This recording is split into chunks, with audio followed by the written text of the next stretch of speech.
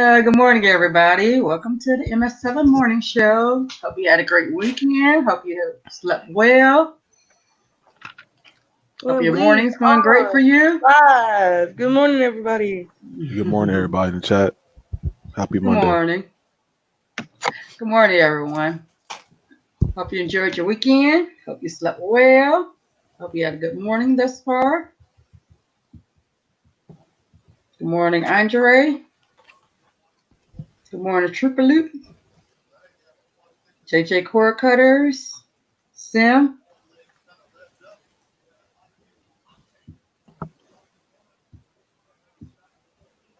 Good morning, Miss Trick Diva. Good morning, Nora. Good morning, Illegitimate Humans. Good Good morning, morning. Shelly Shell. Shout out everybody. Uno nice. Uno Nice, good morning.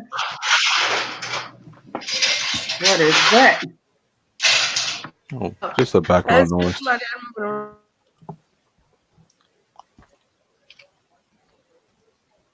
What are we talking about today? That's a good That's good question. questions. Maybe we'll talk about Plex this morning. Ooh, that's a hot topic. I know it's a very hot topic, isn't it? Hmm. And I'm gonna send the link out as well, illegitimate humans, if you'd like to get on this morning. So who? Okay, so who in the chat started their Plex already? If you want to come on and talk about your experience, feel free. Yeah. Or Uh, flex your Plex. yup, flex. You can flex it too. And we know people in the chat Can't do got that. the Plex. Yes, it's got to start it a little bit, or that's thinking about starting it. You have any questions?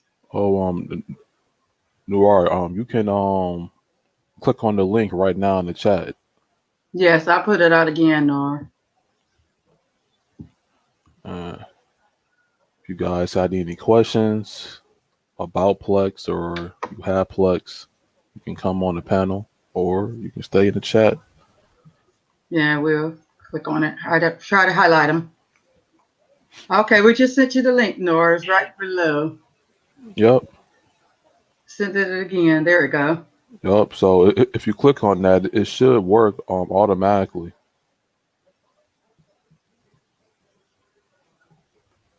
Let's Should. see. Let's see if I need to try to send a telegram.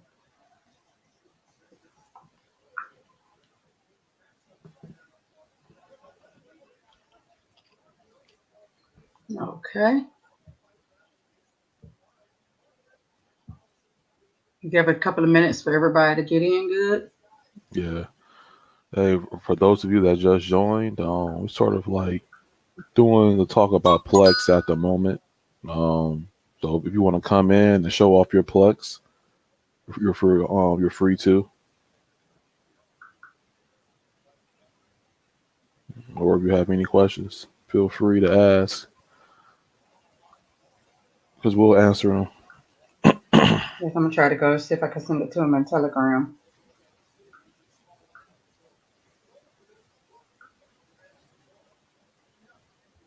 Well, I've started mine last week, so Oh thanks for yeah. Ken. Yeah, I got mine started and it's going.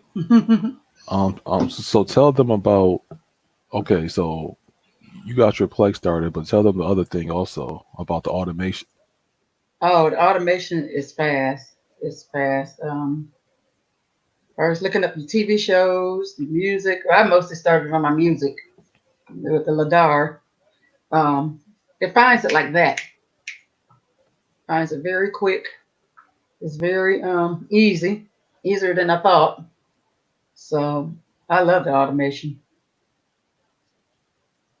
And for those of you that don't know what she's referring to, she has an Ultra C box, Yes.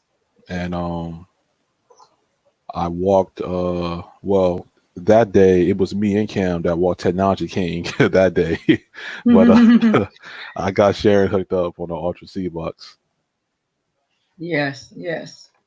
And I like the Ultra Seed box. I mean, it's like when it finishes with the Ultra Seeds finished downloading or educational purposes, it goes straight to your Plex.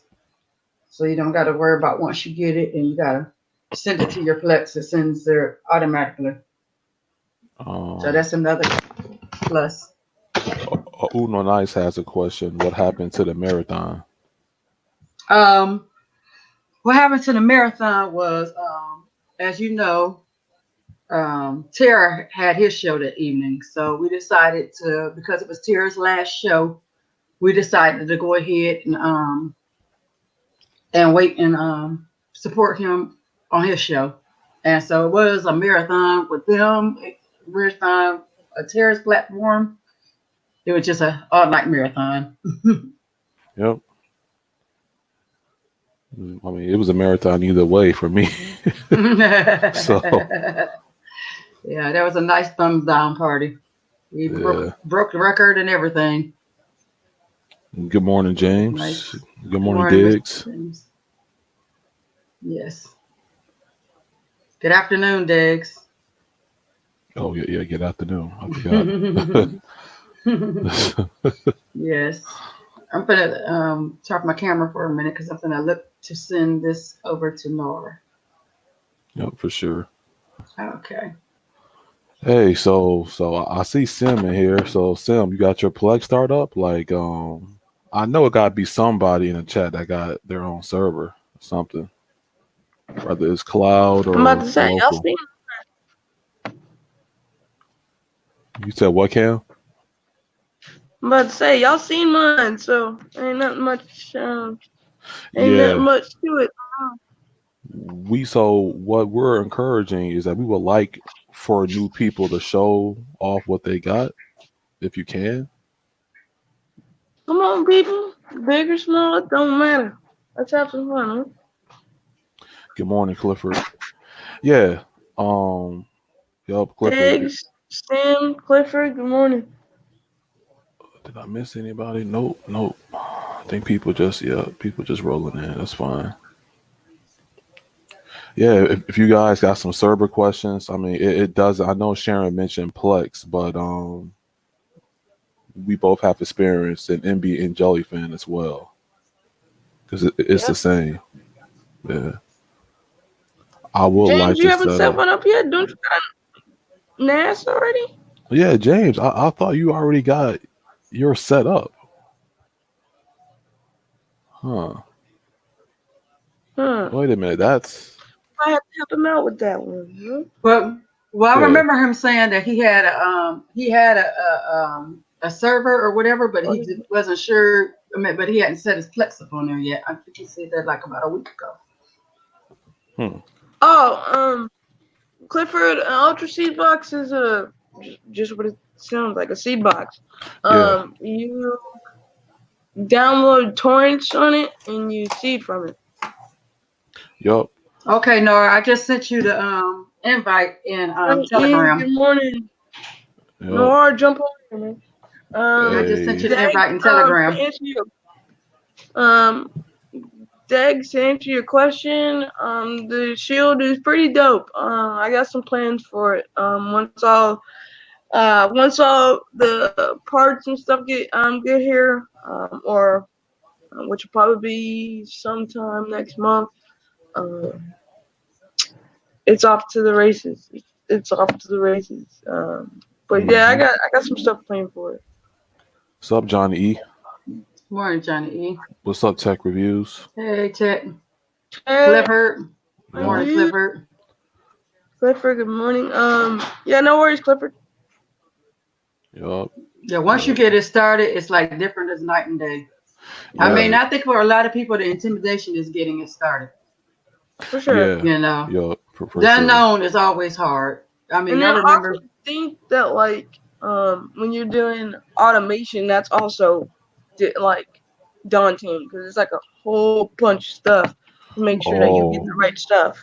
Oh, Cam. Yeah. Like I'm glad you mentioned that people should start off locally and then go to cloud because Yeah. I'm gonna tell you something. I'm gonna be real with you. Me and Technology King was looking at that R clone config, and that guide on that site just doesn't work. I have to edit out some stuff or do something. Yeah. That guide is outdated. I'm just being real because Yeah, we yeah, tried. it is. Yeah, it is. I think they know that. Okay, wow. So they know that, and they got people just stuck. I'm pretty sure they know that. If you go in there, Good morning, Lee, Nar. what's up, man? Morning. What's up, Lee? But yeah, I think if you go in their Discord, and tell them about it, they know about it. Okay, because I'm like 95% there, so it's like okay. Yeah, you've been working hard on it. I Yeah, have to that's learn how to get right. the That's a very content. good point. What James said. Content. You should learn how to get the content first. Oh yeah. What's up, That's the True? first step in learning. Yeah, and that is very important. It doesn't do any good to set up your Plex if you don't know how to get or where to get the content. I mean, even though we know that it all goes hand in hand, but some people may need that step. Well, let me show you how to get the content. Where do you get the content? How to make the folders? Mm-hmm. Because to me, folders are very important, especially if you do local. You know, it's much easier if you make a folder for each genre before sending it over to your Plex. Makes it a whole world easier than just throwing a bunch of movies in there and then they're all through together and then you gotta take your time and Man, move it you to this fan, folder, huh? that folder. So yes. Looking at Lee's shirt there. Hold on, I'll put some links in the chat. I ain't mad Okay. at you, man. I ain't mad at you. Man, But you yeah. solid. Talking about what we call soccer, aka football. Soccer. Yes, yes. Yeah, soccer is I one watch of the y'all biggest sports. sports. Soccer is the biggest sport. It starts again in 2-3 days' time in this country. Mm-hmm. So yeah. I Be think we interesting. start. I think the MLS starts sometime in July. Uh-huh. I've got an MLS shirt upstairs. Yeah, I support almost all teams. I can do all sports. I've got LA Rugby, Galaxy. LA football, Galaxy shirt. soccer. Mm-hmm. Yeah, it didn't Beckham Is it play too for the early? Galaxy one time? Let me see. Richard, clicked on what you got? Just my normal side of Sharon. Oh, okay. Okay. But yes, 3 p.m. is not too Jimmy, early. good morning. now here are some of the links that Penn posted Yeah. that you may want. And Real to Bread is great. Like I said, Real to Bread is very affordable. That's one good thing For about sure. Real to Bread. If you're using APKs and stuff, and you're not using real bread, then you're missing a whole piece of the puzzle.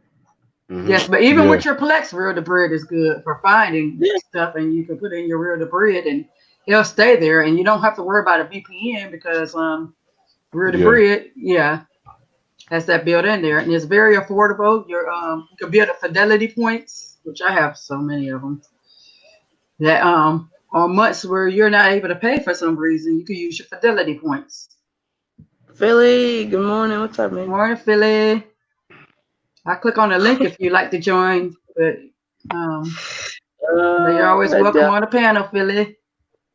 For some reason, for me, the links that you post within YouTube don't work for me.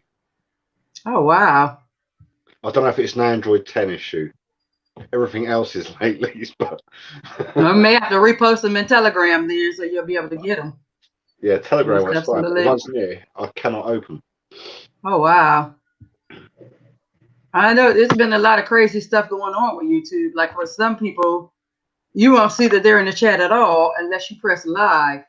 Mm-hmm. You know, as opposed to top feed. And then some people, for some reason, everything they type is here up for review, which I don't understand. That True. YouTube does a lot of. Yeah. I don't know what's going on. Mr. Butler, good morning. Good morning, Mr. Butler. There's the link. I'll repost Mr. it. Butler still eating. I've seen his breakfast this morning. Oh yeah, he be posting them. He be posting them mega breakfasts, don't he? Posted a source in the chat. for that indexer, make sure you use a VPN or something like Real to Bread. Yep.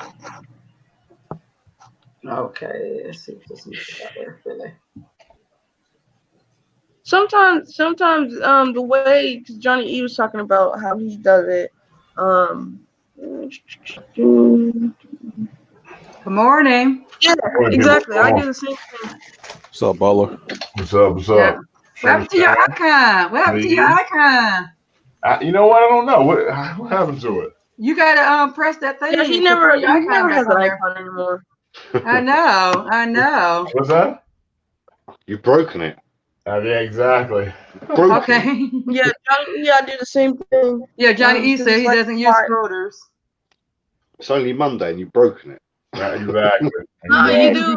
What you do is you do a parent folder, and then you put the movie in a folder, name the movie and a year, and then you just put the file in there. Because the reason is because Plex already does that for you, so it's like, why do it again? No, I'm not talking about the folder within Plex. I'm talking about the folder on your computer before you put it in Plex. I'm not talking about the folder in Plex. I know the Plex already does it, but I'm talking about if you're hunting for stuff. To me, it's easier to make folders on my computer before I send it to my Plex.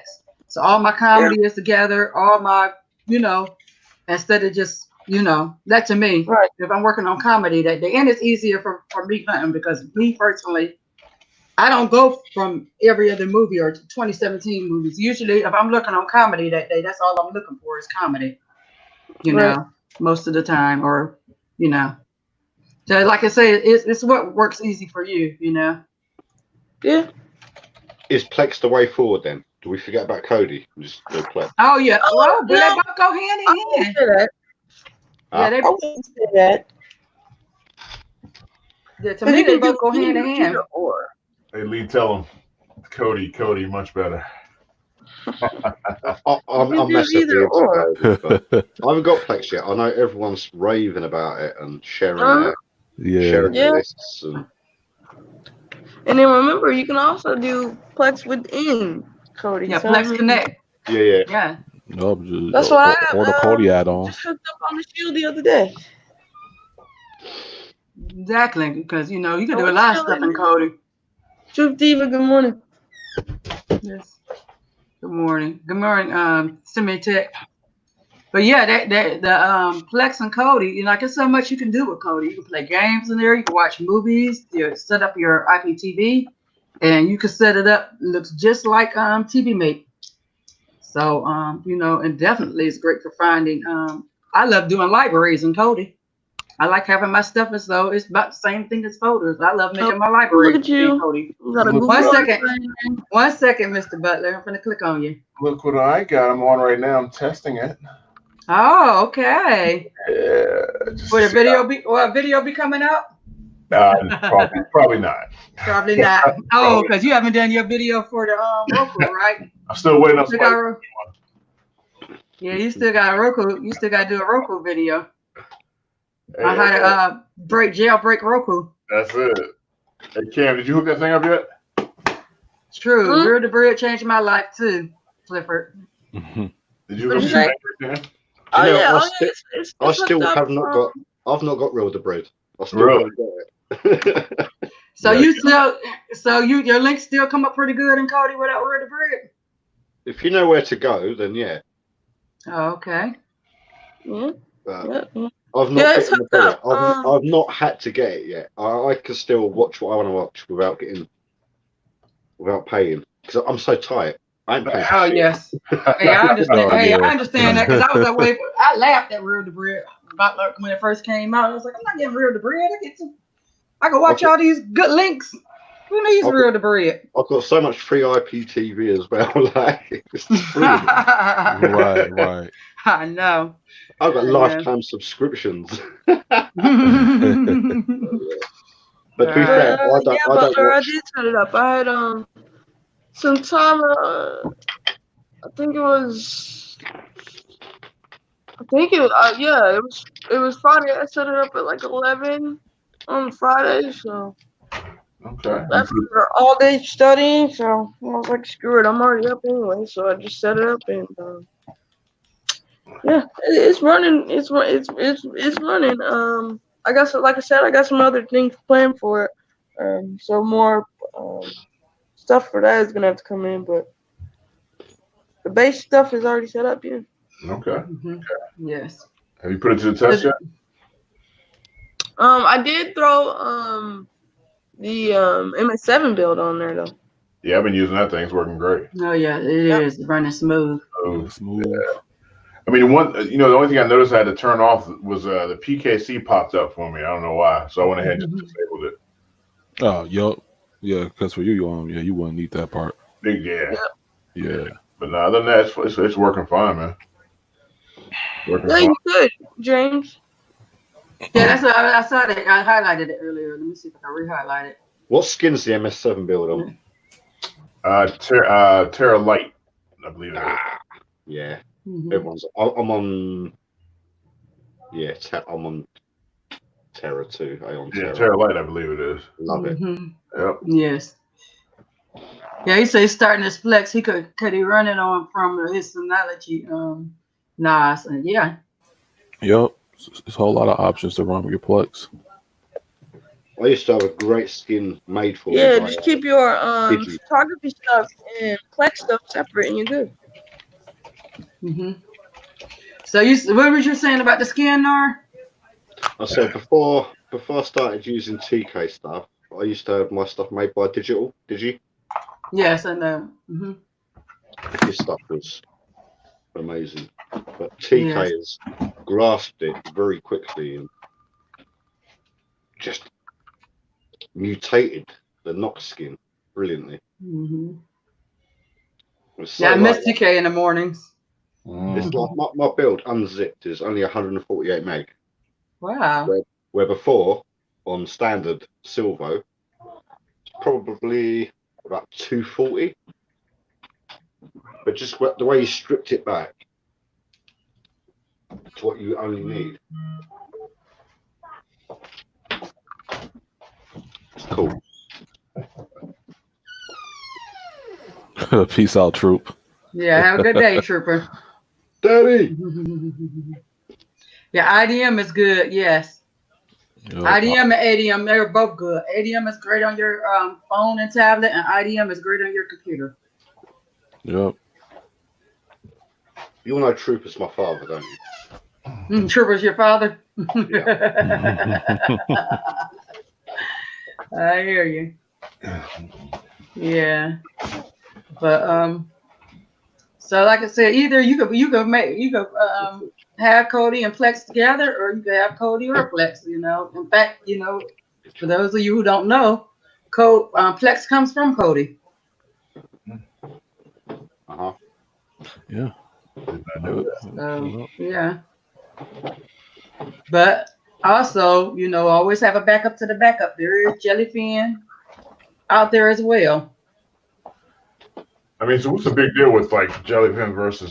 Is Jellyfin better in Plexin, or is it the same thing? Or Jellyfin is free and it's open source, so it's not locked behind the paywall. Yup, it's not locked behind. There's no paywall to that. Okay. It's great because you can put your IPTV in there. You just need the correct M3U file. Right now, they only support United States as far as the TV guide. But what I've seen, it can import more channels than that. But as far as the guide, the United States is going to show up proper.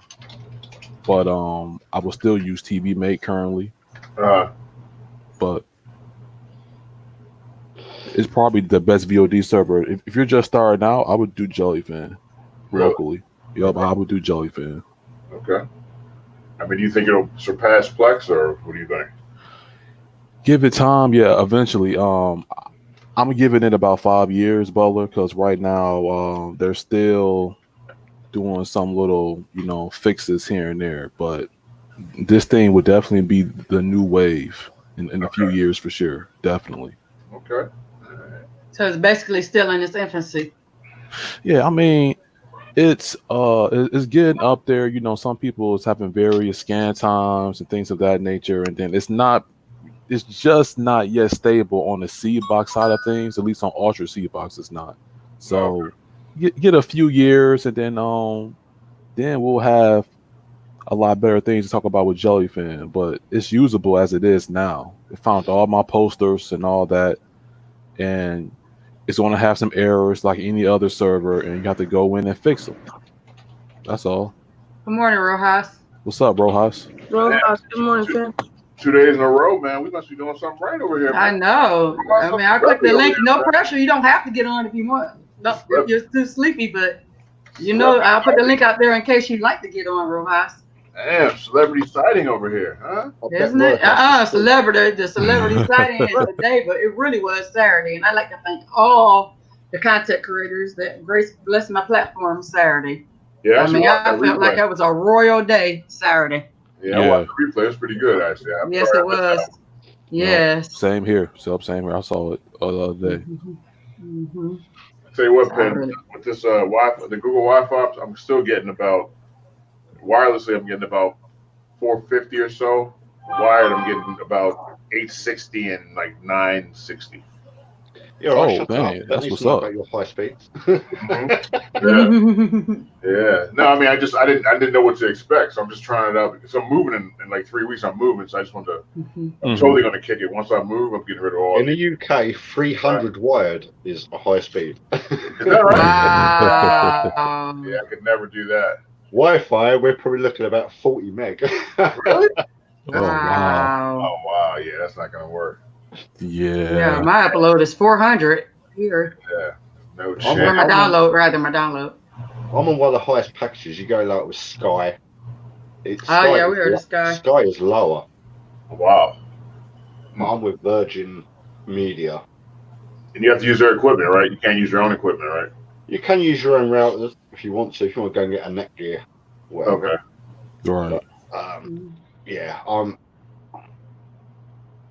300 meg download.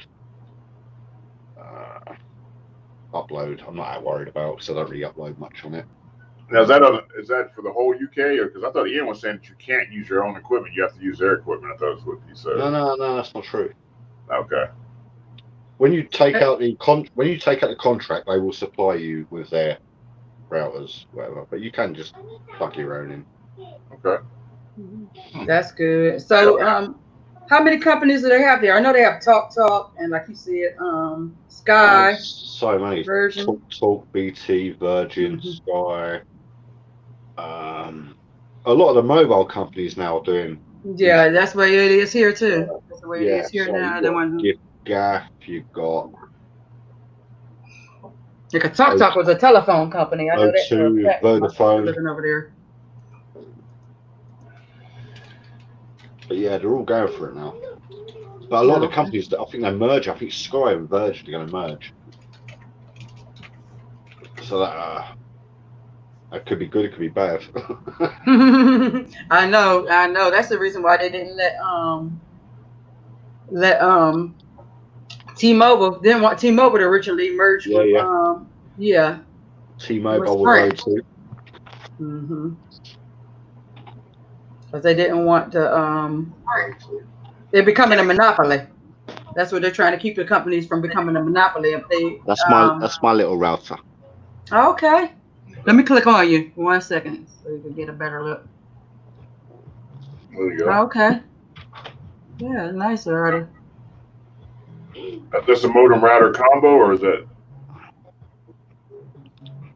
But I've got an Ethernet cable going right under all the way around the room. Okay. To that side. Is that the modem router combo, or is that just the router? 10-meter cable.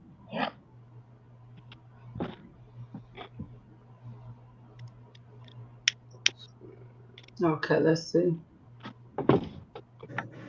Yep. Oh yeah. Just saw that. Yeah, Father's Day is coming up. For those who don't know, it's here because I know Father's Day was last weekend. I think over in Mexico. This weekend it'll be here in the U.S. Father's Day. Yup. Yep. And they said that he said the Fire Sticks are on sale for $29. The 4K or the regular? Just when I need to get my pops. Yeah, it's a 4K or the regular. He said the regular Fire Sticks. Yeah, that's about right.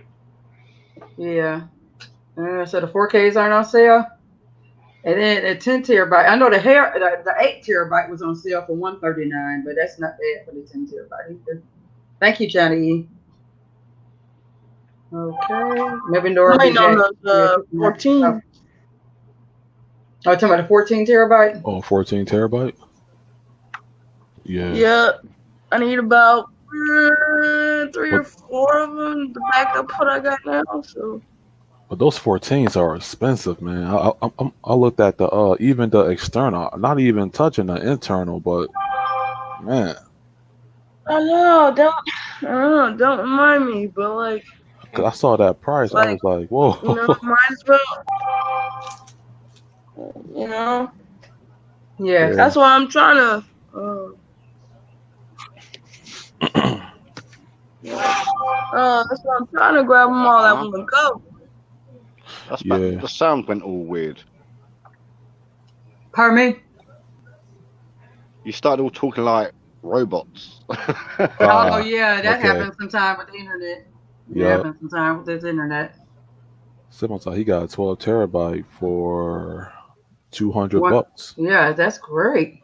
Yep, that's nice. Yeah, I'm trying to bulk buy all mine towards the end of the year. Hmm. Oh, yeah, when I don't know. I wonder how. I know Black Friday gonna be more online this year, probably than brick and mortar stores, but You're right. I wonder how the Black Friday gonna be really, being that everybody's not been working as much this year. I mean, as far as the inventory is gonna be, It's going to be a like it's race. greater deals. I think it's going to be a more of a race to see who can order what first. Because if it's all going to be online, then you have to jump on those deals immediately. Yeah, because it's not gonna be where everybody can race in like they were before. And Black Yup. Friday, you better be really there first. I mean, You better especially be like on the computer. Walmart, you may as well stay there from Thursday and never leave. Hey,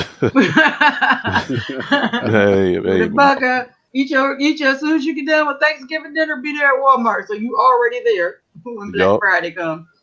Stores Sharon, like you ordered that. that. Sharon, you ordered that speaker yet? The Wonder Boom. No, I didn't order it yet. I didn't do much this weekend. Just mostly worked on my Plex. But I think I have a speaker like the Wonder Boom. I gotta go look because I still have some stuff packed up. Yeah, you got I'm the thinking what I Echo. got is I have an Echo. That's what you said the other day. Oh yeah, no. But I also have a Wonder. When you showed that Wonder Boom, I have a speaker that looks just like that Wonder Boom. I got it through T-Mobile, and it's a lot similar to what I saw in the Wonder Boom. If it's not the Wonder Boom, but yes, I like to get that, and I like to get that remote, that Yes. Paper 8, and I mean Paper Plate, and The was it Re 8? No. no, not the Re8, the one that they showed that you can program 12 devices at one time. Sofa pecan one.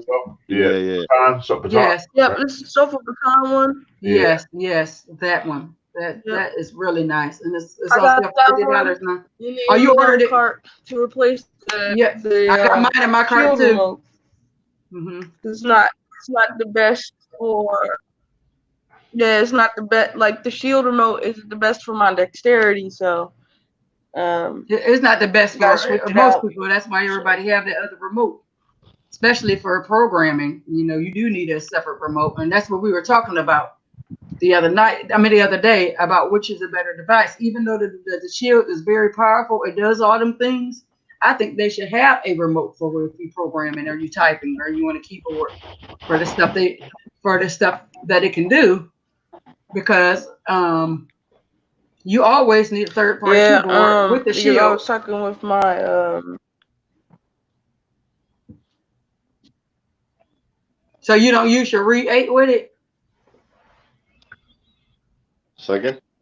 I was talking to Cam. Yeah, I use my Re8, but yeah, I just need the because the remote, yeah, because the remote, the way that the battery cover is, it's not good for my dexterity. So, I was talking with my mom the other day, and she was like, "Why don't you just switch it out?" And because the only way I was able, believe it or not, I dropped it.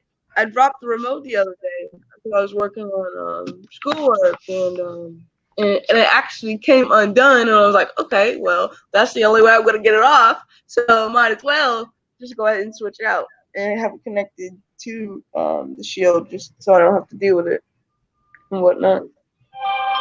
I mean, So that you kind of wish you would have got the Re 16 instead of the Re 8 because it's so big. No, not at all. The problem isn't the Re 8. The actual remote that you get with the shield when you first get it is Oh the yeah, issue. yeah. That's the same thing for everybody. Really, because So other I than was already. gonna, Mhm. yeah, I was gonna switch it out. Yeah, but how many devices But does the Re 8 do? I mean, you can put it on multiples as well. I mean, just not simultaneously. You know what I mean? You can. Yeah. You have to do one at a exactly. time. I have it on like 2 or 3 different ones. You know. Oh, okay. Oh, okay. But everything I've ever put it on, it worked on. It works on the TiVo, works on the Shield, works on the Fire Stick, works on the Z box. I mean, you know what I mean? Mm-hmm. Yeah, I can understand that. Yeah, that because other than if your app is already on there and stuff, then the Shield works okay. I mean, it works good. Matter of fact, I have to get some batteries, and it's crazy because I just opened that Shield and it already needs batteries. How old is it? Not even a year, Okay. but Use the 2032s. That's what I have. The Energizer 2032s. okay. I need to write that down because I'm going to the store most likely tomorrow, if not Wednesday. And of course, 1 second. Usually you get like 2 to a pack, I believe, too. It's a CR 2032. I want to see Sharon's list. She's got a list like this of the stuff she's writing down. I Oh, do. yeah. I Oh, do. yeah. Actually, I have a whole It's on the toilet roll. planner. I have a whole planner of stuff I write down. I keep my planner right here beside me. And when I hear something, it's getting written down. So how much of that stuff have you actually gotten? Where are they? In your room? Yes. Okay.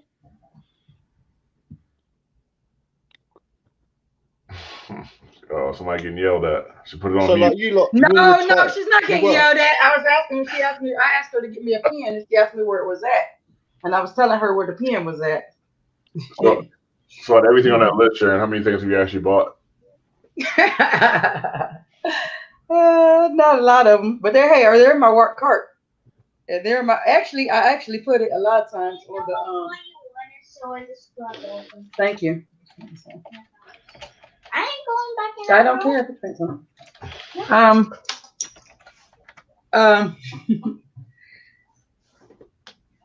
But actually, I put it in save and compare too, because a lot of times if you put it in save and compare, Amazon will send you an email when the price drops. Like you guys talk about something, say for example, the Re 8 was $79, and I'm like, I like that, but I don't know if I want to pay $79 for it. Right. So I'll put it in my cart so to remind me I want it, but I also put it in the save and compare folder so that when the price drops, Amazon will let me know. Oh, you know that Re 8 you was thinking about? Now it's on sale for $39. Okay, well, I'm getting it. So yes. Yep. So that thing is $50, huh? Yes, it's $50 right now. It's nice though. It's real nice. Did you see it on the replay?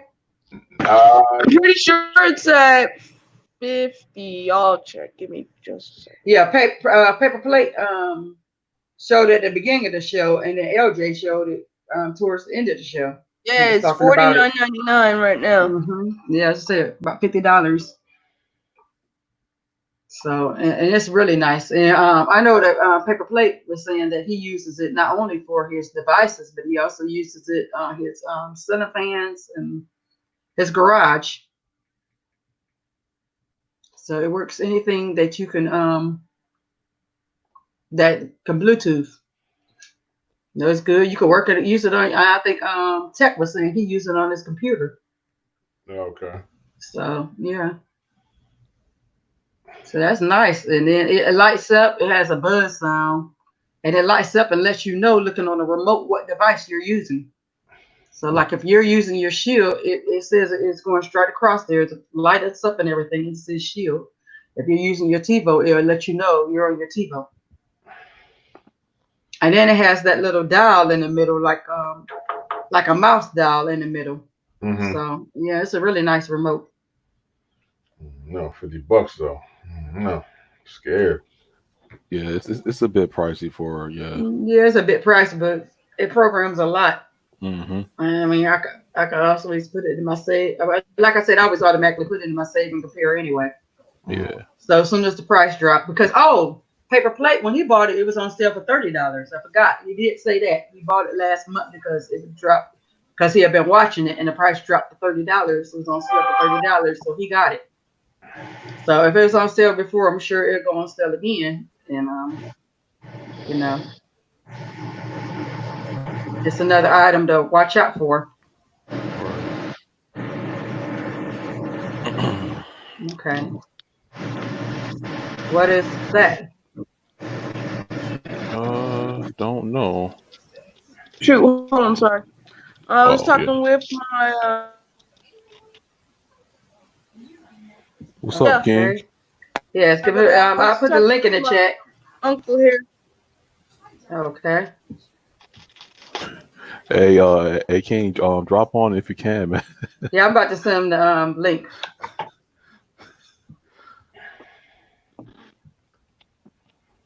Yeah, I'll talk with you later. All right. But like we were talking about the other day, it's all Sorry about about that. that's okay. It's all about your affordability, what you like, what's good Oh for yeah. you. Good for you in your home may not be good for me in my home. Like we were talking about the shields the other day. Some people don't like the shield. Some people the shield is too much for. Some people are just not going to pay that price of the shield and pray it go on sale. Right. Yup. It depends what you're going to use it for. If you just go like watch the odd movie and that, it's not worth it. He said I could go ahead and order it and say something went wrong, and then they let me keep my money for the remote. That's my money back. Actually, something like that ended up happening with that other device I had. I can't think of the name of it right now. The one that Superdale uses all the time. With Marcus, I wouldn't be surprised. No, it was a remote. The one that good morning, Mike G. Mike G. And Good morning. what happened was the product, I was supposed to get the product and it was taking way longer. So they ended up sending me another one because they were like, we don't know what happened. It got lost in the mail. And the one that I originally was supposed to get came back-to-back days. So, hey, Tech, how you doing? I'm doing good. How y'all doing? What's up, We're Tech? doing great. Oh, Can everybody hear me? Yup. We can hear you very clearly. Okay, that's good. Yeah. You had a good weekend? Yeah, I had a good weekend. Hey, tell her about what happened with that drive, man. It was crazy. Oh, yeah, that was crazy, man. Ken was working on it for a couple hours, and we still ain't get it yet, but we're gonna figure it out. Oh, yes. He's almost there. I think Mr. James, it only programs up to 12 devices. I think, but it may be 14. I'm not sure. What y'all talking about? I missed the remote. You remember I don't know. You probably didn't see the show Saturday, but then you may watch the replay. Paper Plate fan showed a remote and in the beginning of the show, and LJ showed it towards the end of the show. And it's a remote that you can program up to, I think, 12 devices and maybe 14 devices. And I forgot the name of it again. Anyway, what's the price tag on that? Yeah, $50 right now. But you can always, like I said, you can put it in your cart and put it on Save and Compare in Amazon to let you know when the price drops. Now, Paper Plate fan said he did get it for $30 because it was on sale for $30 last month. That's so he went ahead and grabbed it when it was on sale. Not bad, but 50. Mm-hmm. Right. And Paper Plate fan said that he had programmed his Sorry about that. I'm sorry. He had a ceiling fan, his garage, along with some devices programmed to it. So especially if you have, Tech Simi said it's 15 devices you can program to it. And his is coming today, he said. Oh yeah, I'm definitely going to check that Still out. more than enough. Right, right. Oh, But I yeah. mean, and then Tech Review said he Hey, has Jeff one Rowe. too. Hey, good morning, Jeffro. Tech Review has one too, so he said Morning, that Jeffro. he even has it programmed to his computer because you got a big TV screen and stuff. You could just go ahead and you know, you don't have to get up and go right there to the keyboard. You could just use the remote. See, Penn spending more money, man. We gotta spend some more money. Oh, Mm-hmm. Wait, what? yeah. Wait, what, Peanut King? butter. Good morning, I peanut said we gotta butter. spend some more money on that remote. See, test it My out. dude. Hey, look, before we do that, we gotta get this Google thing here. Before we listen, we got 2 weeks, bro. We got 2 weeks. Let's get this show Yes. rolling. My dear said if you could. I'm sorry. My dear said if you could program more than 5 devices, it's worth the $50. And that one programs 15 devices. So. Oh no. And if you're automated, like for example, if you have smart things like the lights, your garage, your Good morning. some plethora of things that's automated, that's great. Yeah. Sharon bringing out the big word this morning. Plethora. Quite, if you have a plethora, a lot of things, quite a conundrum we're in here. I don't know if I want to do spend your security system, all that. It's a Butler funny. Hey, Yeah. Mr. Butler, what you hiding from us today? No, man, just a little, got a couple things going on back here. That's all, man. Oh, Here, wow, man. here. He working on that. He's working on that video Google for the Yeah, these Roku, Google Wi-Fi. Google Wi-Fi and Roku. Got it plugged up right now. Tech, I'm using it right now. Yes. For the Well, background. dear, if you like to get on, I'll put the link in the chat if you like to get on. Yeah, me and Penn want to talk to you. No too, pressure. What's up? Talk to me, Goose. No, I was talking about my dip. You I good, Mr. told Butler. you. I told you. Man, I told you. I told you it was a mess. But it can be done because there's a whole group. I'm in 2 different groups full of people that somehow got it. Yeah, we try and get that drive, to go over to connect with our seed box. Yeah, King. Like, we have to edit the service file a certain way, and I got bookmarks of our clone, and people got the same issues that we do. That I'm not sure about. I mean, they presented the remote on Saturday, but I'm not sure. I don't actually have the remote, so I'm not sure if you can program that with it. But I'm pretty sure you can. I'm pretty sure. I'm pretty sure I feel a video from Simi coming up soon. As soon as he gets that remote. Yeah, so, Simi said you Simi, can. go ahead and post your YouTube in the chat so people can watch for that video, Simi.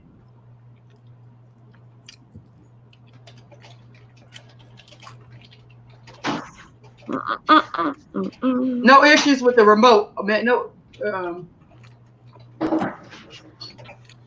But yes.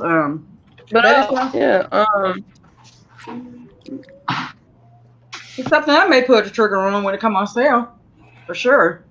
You're always pulling the trigger. When it comes on sale, you know me, I'm very frugal. Yeah. Yeah, me too. Code for that. But then I need a. Yeah, me too. But then I need a remote to replace the shield. So it's like, why not? Sure. Yeah, if my hands weren't crap, then I probably would deal with it. But since they are, you gotta make changes and whatnot. Yeah. And this is Simi's YouTube channel. You guys make sure y'all go over there, go flood this channel. Like, share, subscribe, hit that bell icon, press all so you get all his notifications because he is no dislikes so full of knowledge no and stuff. Tell a friend. Show him some love. Make sure you tell a friend to tell a friend and stuff. And I'm pretty sure Simi's going to post your channel and Telegram as well. So the people, if they don't get a chance to do it now, they'll get a chance to go over to Telegram. When they go on Telegram, like, oh yeah, I need to go over to Simi's channel and subscribe. Simi. No dislikes this time, guys. Oh, that is okay. YouTube count as participation. That's why I don't dwell on that. I don't say anything about it. If it's solid. It's solid. I got some things planned for it. I got a hard drive bookmark for it, so I can drop some retro gaming stuff on it. And Cam, you start off with Uh, a USB. yeah. Mm-hmm. So I have like a 64 gig. I'm on a 3.0 What now? 64 gig. Huh? Oh yeah. Talking about I yeah, can the do that USB for too. your shield. Yeah, I could do that too. But then again, I'm gonna go big or go home. Heard that. Christmas. I heard Hey, that. Cam, check out Lee video on how to set that up, because he got Oh a yes. video. He got a video on putting that SSD into the shield and make it all one storage, and a setup video as well. He has a lot of videos on it, and he's very. I like the way Lee does the shield videos. Every time a new shield comes out, he's very detailed. He lets you know every little thing and stuff, every step by step. He walks you through it in real time. So yeah, it's real nice. He always does a live, then he turns around and does a video on it. So that's one good thing. Hey, peanut butter. Sorry. Good morning. Morning. What's up, man? What's up, Mod? Do you see what PN and Technology King talking about they're working on? Yeah, Technology King had mentioned it to me last night. I sent him a service file that he would just need to edit for his directory structures and then name of his G drive and rclone to get it up and going. Oh, yeah, I'm still great, lost. great. Yeah, all the only thing you have to edit in that is the line that has the rclone mount. And then I put G drive in all caps. That's the name of the rclone remote for your G drive. And then of course your directory structure. And there's a few places where it has your directory structure throughout that file, and you just change each one to match yours. Now, as far as launching it, because now you're on Ultra Seedbox, correct? Yep. All Me right. and Pen. If you do a Hey, Google search, and actually let me get the link here. Good morning, Miss Carla. Follow this guide 99%. Yo, people, I gotta jet and go learn some things. I will catch y'all later. All right, you have a peace out, blessed day. Cam. Go get your education. Yep. Enjoy your class. Welcome, girl. There we go. I threw in private chat the link for you too. That's on how you mount the system service for rclone on Ultra Seedbox, and that's where I run a system D file almost identical to what I sent you. All right, thanks. I'm gonna get into that, I guess, after the show.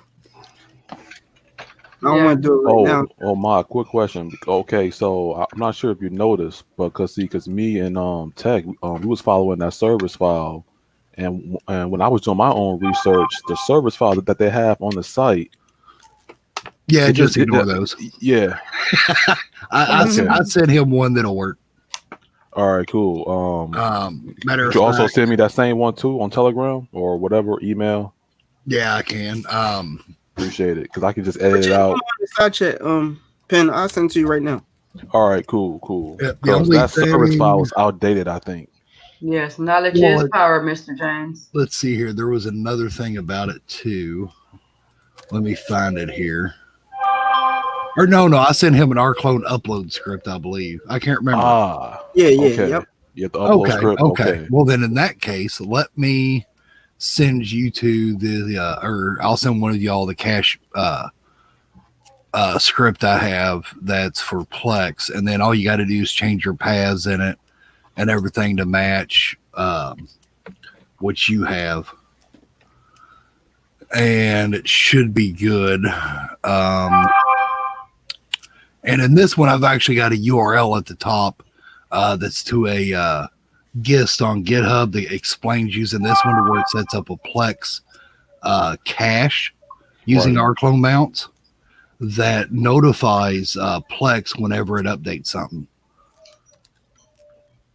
or whenever it updates the cache. Got you. And this one will probably be better for you anyway. It's a little bit different than what the guys got on that GIST, but it definitely works with Ultra Seedbox because I use a variation of it on 2 different sites, or 2 different boxes. So it's basically like set and forget once you set everything. Yeah, unless you have issues. Yeah, unless you have issues, then you just got to go in and restart the service, which I can give y'all a restart script that I use for mine that you can modify for yours. All right, cool. What I tell you, Ben? No. I mean, I know what he's talking about. Like, I don't mind doing the commands. The part I'm having an issue with is getting that correct service file and having it on because it keep giving me failures. Oh, you will. It's finicky. Yeah, because the guy on the site, they really didn't explain a whole lot. I don't know. Did you say it was outdated too, Hannah? Not on the one thing, or there was a different site? I was Googling it. Everyone's having issues. Like, if you Google our clone and what we're talking about, it's like a whole lot of forum threads of people having the same issues. And it all comes down to that service file, or some people got some things misplaced. It's Thanks, a mess. It only takes one little thing to be off to throw the whole thing out. And unfortunately, System CTL doesn't give you a lot to go on the output. So you have to use Journal CTL to read it, which on Ultra Seedbox, they don't give you access to. Exactly. It said permission denied last night. I hate that.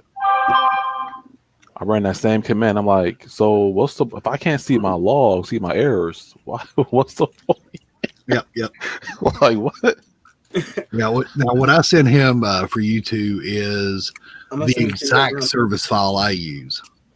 There's like 3 or 4 places you got to modify the paths and the remote name to match yours. And then I sent you the restart script, which you can actually use to launch it as well. That I've got 2 different mounts, so you just have to modify it so it only has 1 mount. And then at the end of it, it launches the log viewer that you can see so that you can see if it's running or not. And then you just hit Control-C to exit out of that. Great. Man, they should just hire you to do the tutorial then on the site. Basically. Well, they try to keep it as simple as possible, but unfortunately, that don't always work. Yeah. I mean, I appreciate that they had like the section in there because it was pretty straightforward until running the actual amount, and that's where things got a little iffy. Yeah, I was like, what? Yeah. Me and Pim was on the phone for a couple, like at least an hour or better.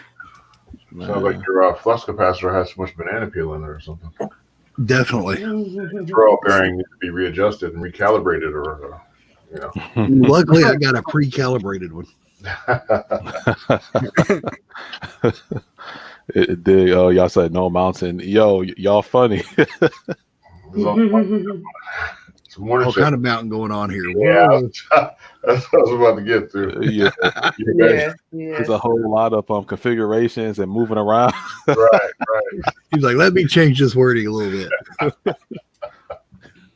What are you mounting? Yeah, I'm saying all that stuff you guys talking about, man. That's just a lot, man.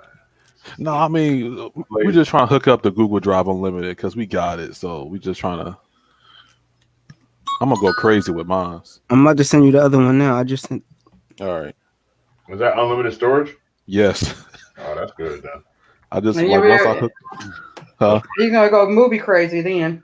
Yeah. You gotta back it up at some point, right? For educational purposes. Yeah. Like educational purposes. I'll put the important stuff on the local. I'll just keep whatever on the cloud because Mike G's in the back, Sharon. Okay. Now, nice thing, Penn, is in the system file, there is a GIST. That GIST at the top, he walks you through a little bit different setup than what Ultra Seedbox has on their example. And Mike, you set up 2 R clone entries. One is for the actual G drive. And then there's one that's for a cache, which if you look at the list of all the available options in R clone, there's one that's just simply called cache, which is a redirect to the actual config the other config, like your G drive, and you can configure. You want to configure it usually for like to refresh every hour. And what that does is it sends announcements to Plex or MB whenever it updates the cache and there's changes. Good morning, Sharon. Good What's up, morning, Mike G. Mikey? How are you this morning? I'm good, huh? Good morning, Penn. Good morning, Mr. Butler, Technology King, and Mr. Mod. Hey. Mike G. Sounds like you know someone with a ratchet over there. Where'd you go? What's your microphone? I just parked my ass on the couch. I've been in work since 7 o'clock last night. Oh, Wow. man, nobody's buying it, Mike. I'm sore. You don't work, don't let him lie. Yeah. I did. I was waiting for that motherboard to come in, Mod. They shipped it from Portland, So what Maine. you're saying is you sat around and waited. Yeah, all day. Well, I was able to. No, I was able to do other stuff. So they shipped it from Portland, Maine, down to Boston. Like, really? Wow. That's the closest. Oh. Hey, Mr. Butler, did you get your router stuff taken care of, or you ain't dropped the you ain't pulled the trigger yet? I'm on it right now, sir. My Google Wi-Fi. I'm using it as we speak. Okay, Boom. okay. Took about 10 minutes to set up. I did it in between. Before I got on the show, I did it. It was that quick. I love the app. Yeah. The app is badass, isn't it? I'm getting about 400 on Wi-Fi and about 860 to 960 wired. So Man, don't get me started about apps. Man. I'm still upset that I did a whole switch over of all my phone plans and everything lately because of work. Uh-oh. Yeah, and finally got NVIDIA Shield. Yeah. All right. Then I Welcome to the found green out. team. Then I found out that the Apple TV Plus 1 year subscription that came free with my iPhone doesn't work on NVIDIA Shield. Of course it does. Wow. But it works on Amazon devices because they have an Amazon app, Amazon Store app for Apple Plus TV. So it looks like I'm hooking up some of the Fire Sticks again. There you go. Mm-hmm. Because hey, if it's free, I got to try it out. Exactly. Definitely. Technology King, I haven't seen you for a while. Everything's good? Yeah. Just been in the background taking care of a few things. There you go. Glad to hear it. My kids just graduated and all that too. So Nice. Congrats. And Mike is trying to reconstruct the path for the throwout bearing on his exfoliation method. I'm afraid to even ask. You would be accurate in being afraid to not ask.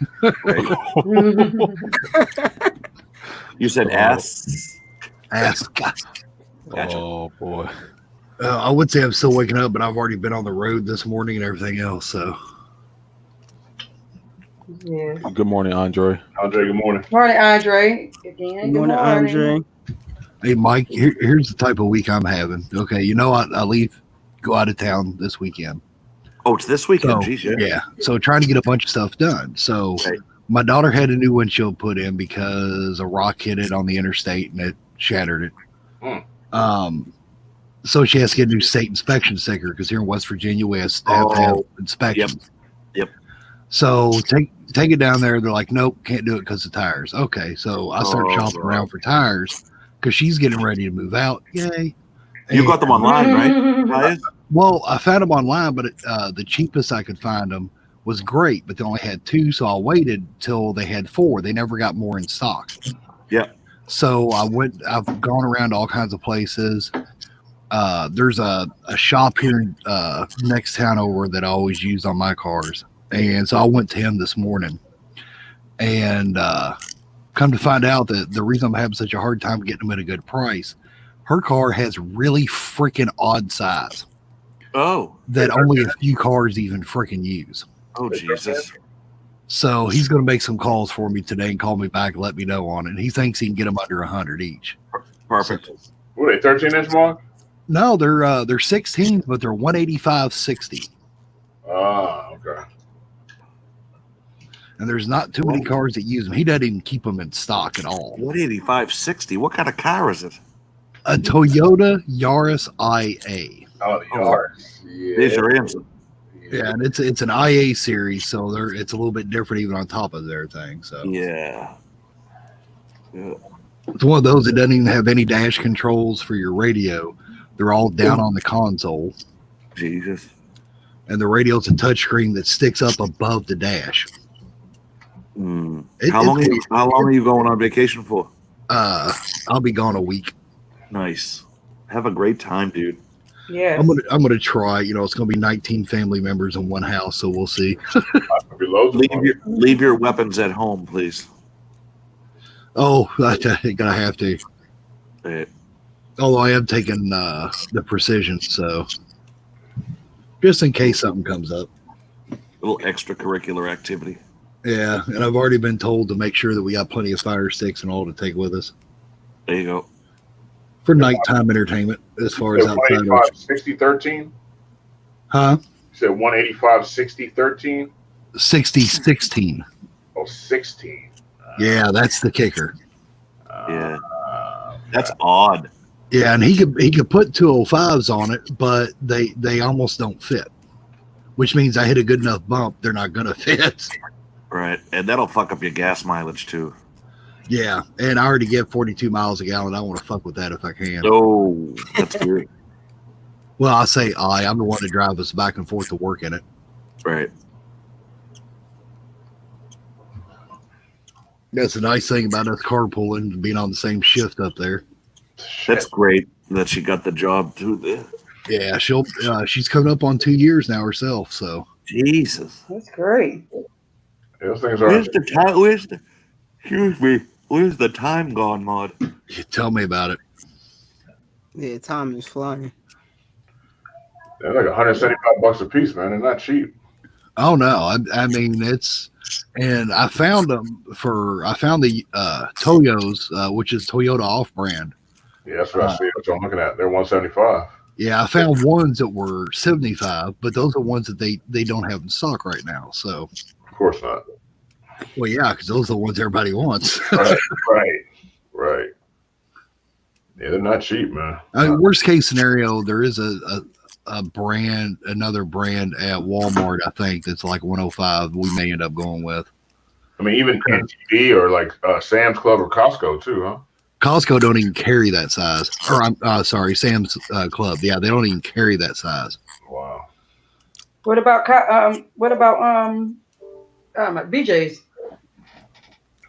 I don't know. I've checked at a few places. We've got a few options that are below 115 a tire. So I'm just trying to get as cheap as possible for her. She's trying to move into another place. So, if I can save her some money, then I will.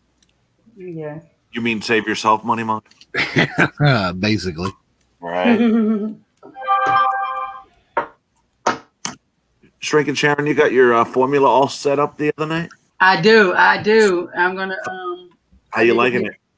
I'm loving it. I watched it last night. I watched Plex on it. I watched some IPTV on it last night. So Nice. I'm liking it. I watched a little bit of Cody on it. So. Are you using the My TV Online app? No, I didn't do that yet. I did. I'm going to do that. All right, cool. I What is that app, Mike? Say it again. What is that app? Oh, it's an app on the formulas that is like made for services, IPTV services. It's just badass. The guide's nice. The layout's nice. You load it, and you would think that you're using a cable box. Yeah, it's a nice one. I checked it out for a few minutes. Yeah. Oh, come on, man. Y'all gonna make me pull the trigger on that. You know who to talk to. Storm. Anything formula, go to Storm. Yeah. Yeah, I'm gonna hit Storm up. She'll take care of you. And she's also got for the kiddos, she's also got the gaming pads for it and everything else now too. Right. I saw that. Glow in the dark remotes too for the boxes. Yep. The formula is really stepping it up. I mean, they're involved as far as firmware updates and everything to improve the boxes and enhance what it can do. Amazing. The support.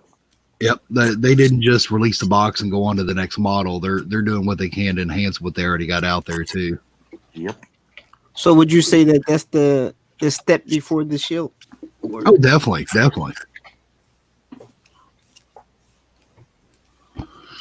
It would definitely be a recommended if you're trying to stay more on budget too. I mean, Right. just because of that. But the performance is amazing. Yep, they got great performance, great post-sale development, I guess you could say, because where they continue the development past the initial release and everything. And when you're getting them from Storm, she provides the full support on them, so you don't have to deal with any company support or anything like that. And she goes above and beyond on it, so you get that extra kick and support by getting them when you get them through her. Oh yeah, I'm gonna have to hit her up on Telegram. Yes. Oh yeah, she knows them formulas. Like I said, I enjoy my formula. I'll probably end up taking one of the ones I got to the trip with us. Oh yeah, that'd be nice.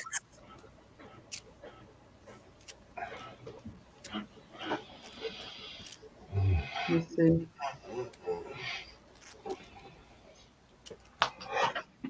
Oh yeah, you won one right at the giveaway party, right? Mardy? Yeah, on my second one. Not to my Mardy, if you won one too. Oh, you won one. Okay. Yeah, I won one too. Okay. That's good. Oh man. So what's that? Well, got everything over there. What was that? The Re 8. Holla at me. Google Wi-Fi is everything now. I'm loving this thing, man. This is gonna save me some money right here. All right. And that's what you're all about at the end of the day, saving them coins. 400 on the Wi-Fi. 400 on the Wi-Fi, 860 to 960 up and down. Oh no. Yeah, okay, that's what's up. So I'm not losing anything, but I'll be saving money on equipment. The DVR box I can take back. I can take back the ONT. Take that back as far as $25 a month right there. Easy. That's right. Yeah. Yeah, it's all about saving money in this game. Yep. I always want That's to try right. it out anyway. You know what I mean? I always want to try it out. So Yeah. You're gonna disappoint your provider. hey, you know what? Shit. They've been disappointing me for years with all this money I'm paying. That's usually how it goes, isn't it? Right? Nah, Ma, it's super easy though, man. I just pretty much plugged and play. Put the app on it, set up a couple things, plugged it in, unplugged the other thing, and it's working fine. There you go. Yes. Morning, Jazzy. My biggest fear it wouldn't work, so it's working fine. So now I know it's works, so I just take the other stuff back. I think it's time for an upgrade. I had this for about 3 years now. What do you got now? I got an Orbi, the Orbi system. Okay. I looked at that. Was it the Orbi that was on sale, or Walmart had some on sale for $90? Is it the one Orbi has a 2 tower thing, or is that? Yeah. And then you can buy additional satellite. They might have had that 2-pack for $89 at Walmart. I almost got that too. But I only need. It covers like 1,500 square feet. The place I'm moving into is 1,100 square feet, so that's plenty. Yeah. When you making that good move?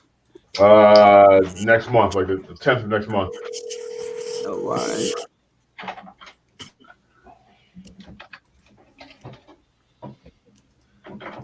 Better situation for you? What's that? Is it a better situation for you? Oh yeah.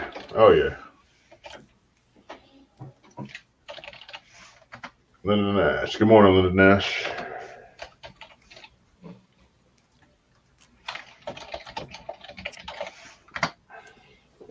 Man, luckily, I haven't had to put much into Wi-Fi. I ended up just running lines around for hubs. Yeah, see? That power line adapters. What do you think about those power lines? I did one of those TP-Link adapters, and it was okay. Yeah, I don't like them. I like the, what is it? They call it, the one that uses coaxial, coaxial cable. If you already had like cable, I forgot what it's called. Mike might know.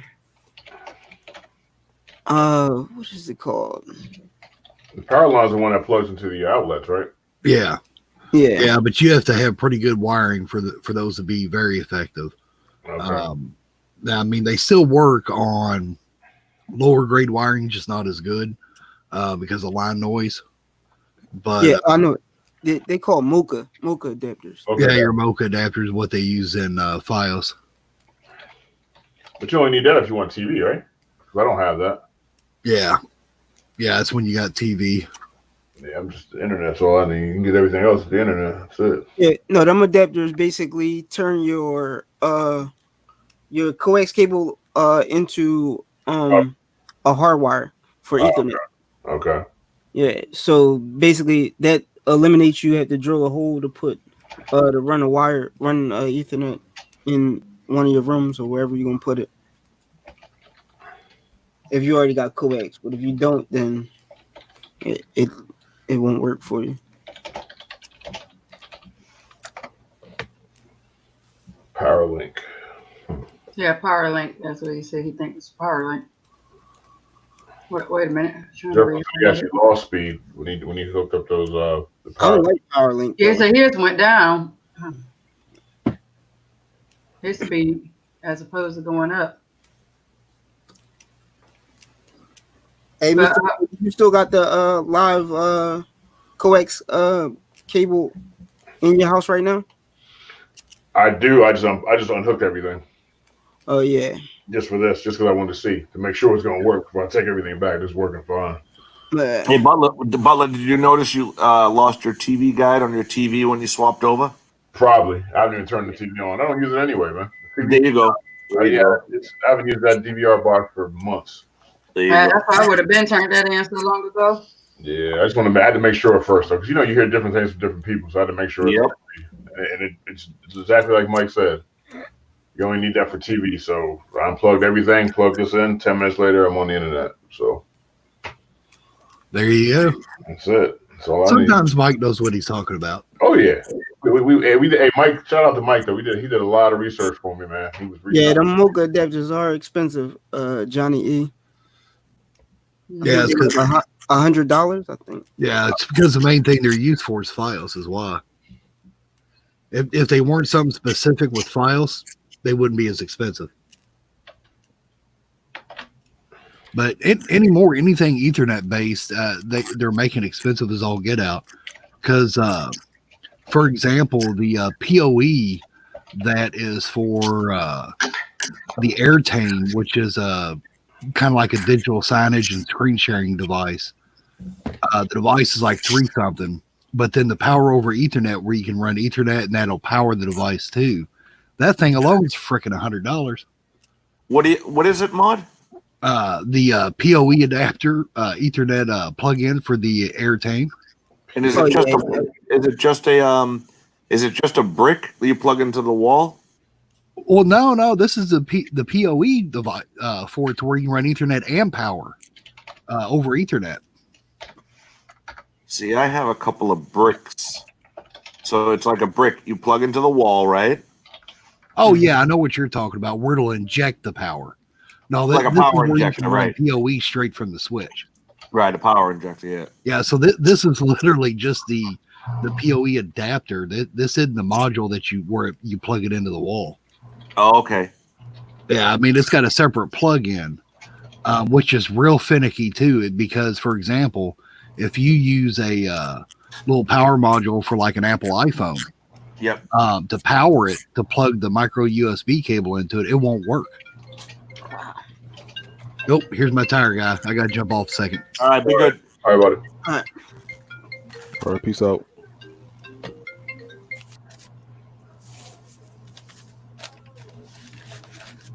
I'm so tired I can't sleep. It's an oxymoron, man. Just wind down a little bit. Yeah. Hey, Pen, did you have a good break yesterday from all the problem solving we were doing? I said, did you get a good break from all the problem solving we were doing yesterday? Yeah, I mean, I mean, the good thing is that once we hook it up, I mean, that's it. That'd be over. Yeah, I don't even think I don't know if I want to set it up for nobody. Clients, I don't know if I want to do it. Oh, good. Yeah, because I was following that. I'm like, okay, like this is not right at all. Yeah. Because those commands, I have them like written down in a notepad, saved on my desktop, and I got all the basic commands as far as restarting because every time you make a change to the service file, you have to restart the whole R clone mount. Essentially, that's what it says on the site. So I got that down, and I kept doing that, and it was like, oh, it's a Yeah, but failure.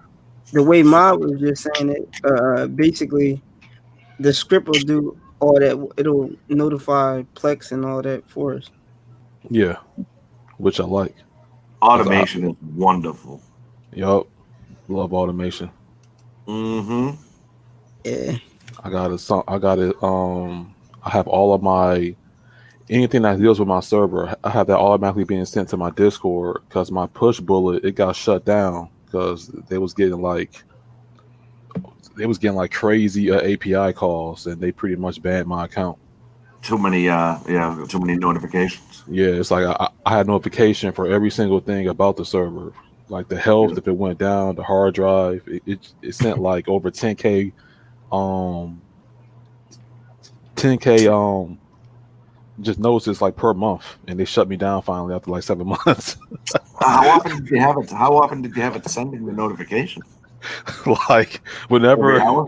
whenever it was an update, so it could be every hour, every 5 minutes. Right. Yeah. Like yo, Hey, Mr. Butler, Yes, sir. how many of them Google Wi-Fi's you got? Like what you got? Just one. It's supposed to cover 1,500 square feet. Oh, all right. Because I see a 3-pack. I'm looking at it right now. I see a 3-pack. It's like 300. I always get the like 3-pack. 350. Yeah. What do you see for the 3-pack? 249, 269? 350 at Best Buy. 350 for a 3-pack? Yep. Oh hell no! Don't touch it. Check Micro Center. Yeah, that's what I'm about. Amazon. Yeah. Yeah, I got mine from Bed Bath & Beyond. Yep, they have them too. I think it was Yeah, on they clearance, usually like $99. 249 or 269 at the most. Yeah, they got them at Walmart for 99 a 1-pack. How much? 99 for Yeah. the one you got. There you go. Bargain at half the price, man.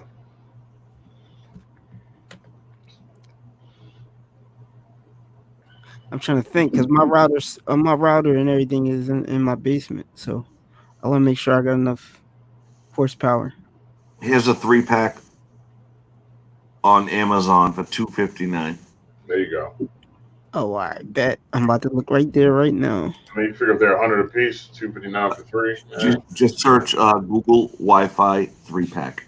You can share your screen if you like, so everybody can see. I just looked it up on my phone, and I'm on my laptop though with you guys. All right. Jeffro, it's a remote server that downloads your content for you, essentially.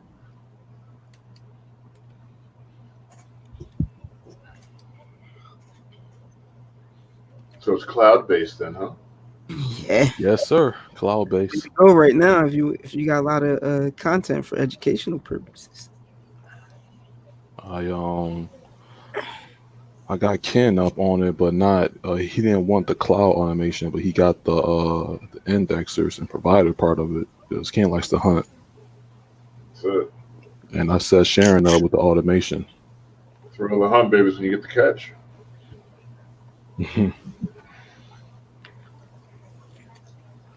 I like both of them. I like the hunt and I also like the automation. So Yep. I like both.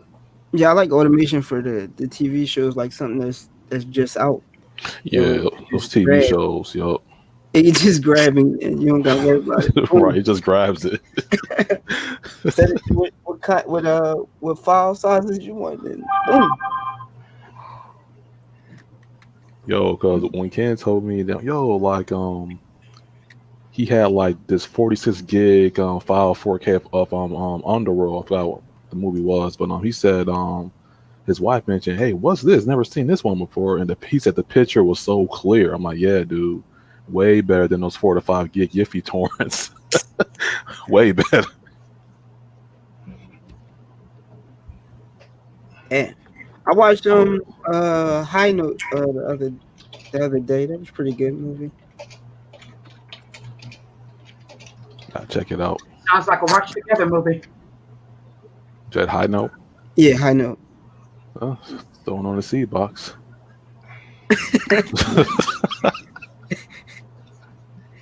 It'll be done in like 3 to 5 minutes. Less than that. The seed boxes are amazing. I only screwed around with one of them and set up Plex and some automation on it. Yeah, And it's it was pretty badass. It's so Jeffro, you gotta get on it, man. Like the speed on Zab, it's like I was getting like 100. Like what? I was like, yo.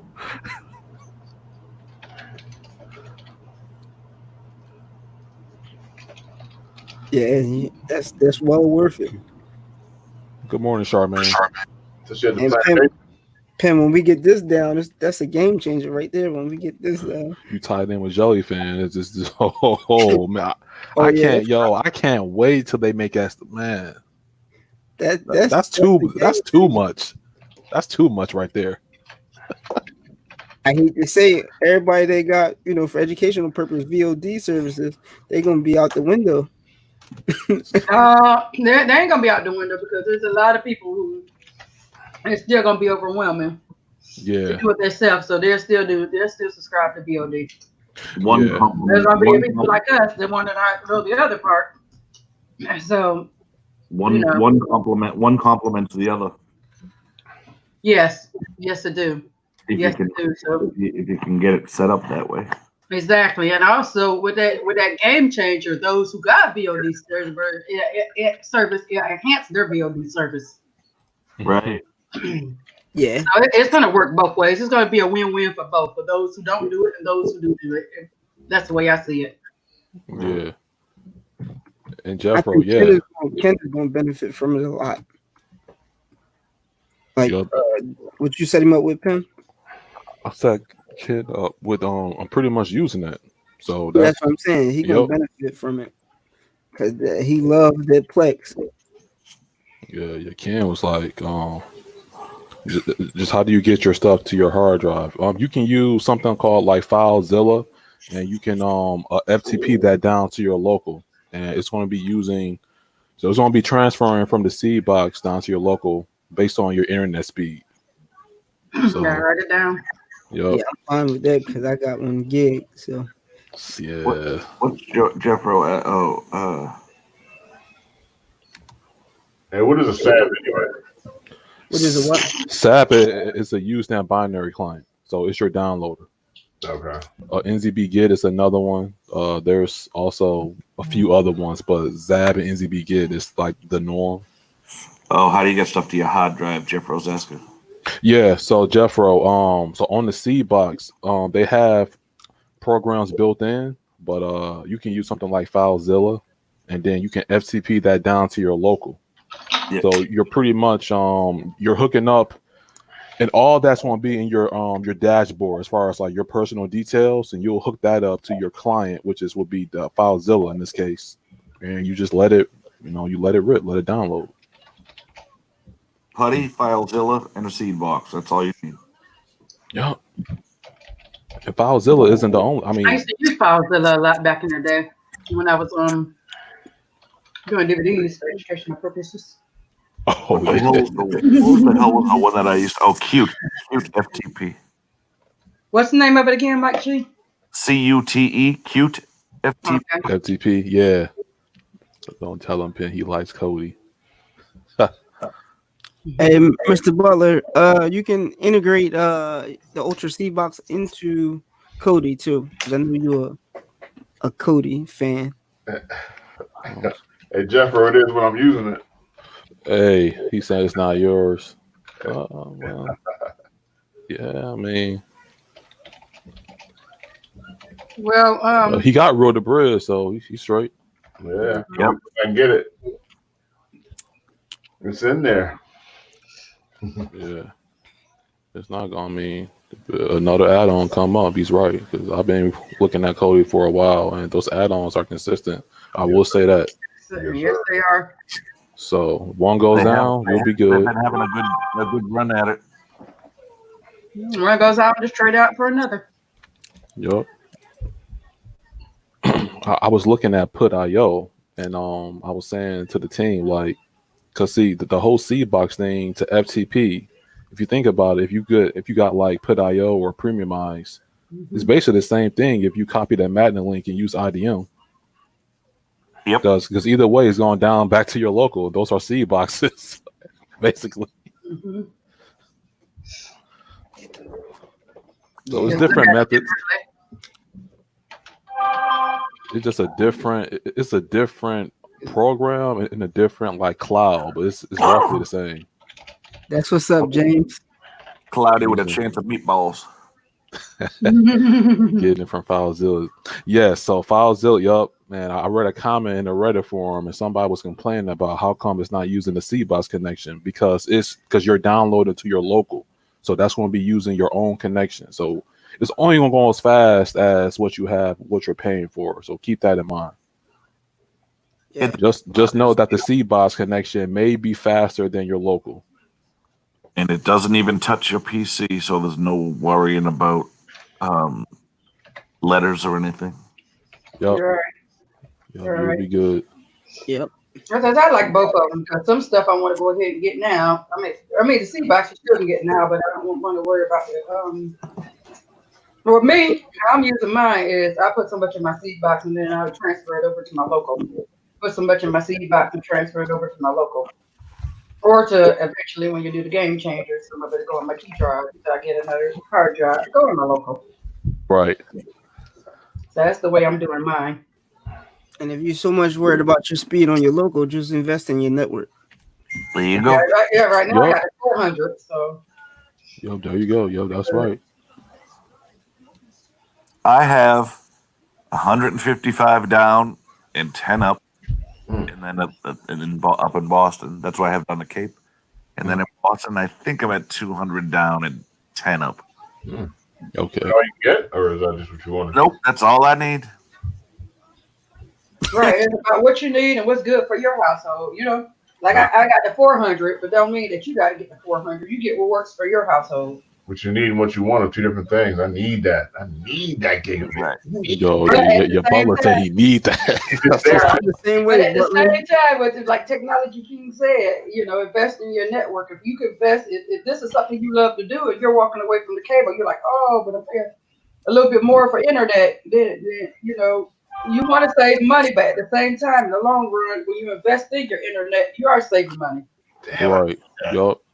And you have some places that even though you may have the funds to spend, you may not have the options. And a lot of people got it that way as well, where it's like a monopoly going on and they control the prices and then they cap the speed pretty low. So even though you may want to invest in it, you really can't really pull the trigger right then and there. There's also that situation too. Exactly. I go crazy for people that get gig up, gig down internet just for streaming. That's it. That's me, baby. No lag. I don't want none of that. That's Mr. Butler. Yeah, that's Mr. Butler. There's no lag for me. That's it, baby. I need that thing to work super fast. I want the best of the best, man. Now that you're investing in your own equipment, you could bump that down and you'll see no lag now that you got your own equipment. Not doing it, Michael. Not gonna do it. I'm just not gonna do it. Well, if you like to spend money, that's totally up to you. Hey, listen, I need it. I need it. I mean, I got it at a good price, though. yeah, a gig is I mean, it would benefit me for gaming a lot. Hell yeah, for all that download you're doing too, huh? Yeah. They have to shut me down. They have to shut me down, Butler, if I had a gig.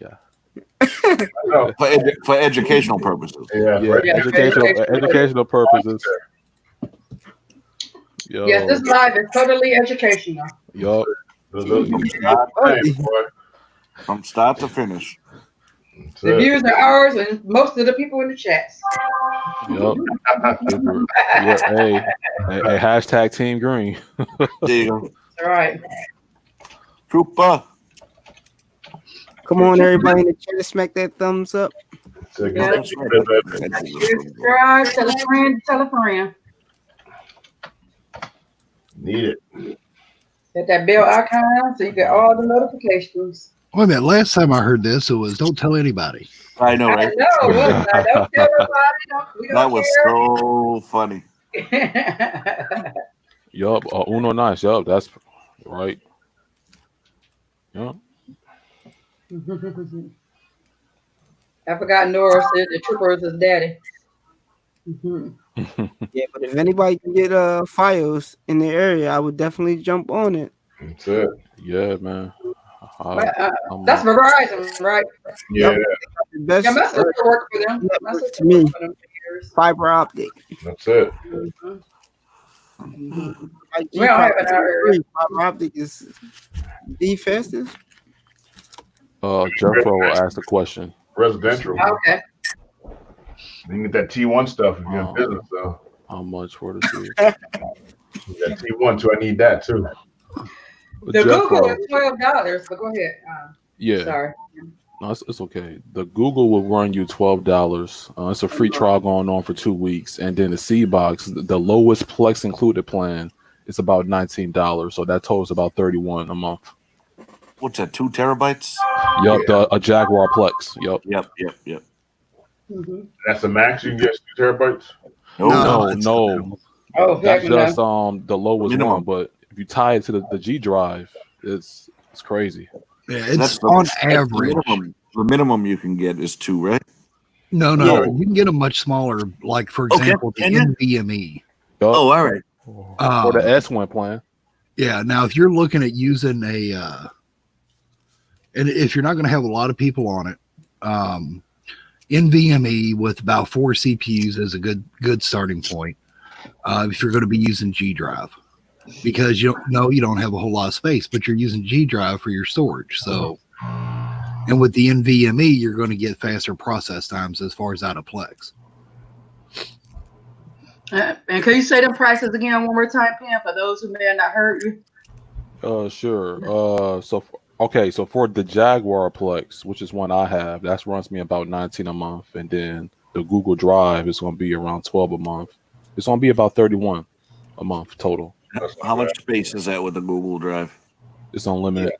And Mr. Butler, you can go up to 12 terabytes dedicated. Yeah, do you got the highest one, right? Technology King? Yeah, I got that one. But how much is that? It's about $107. A month? Yeah. God damn it. Talking about money.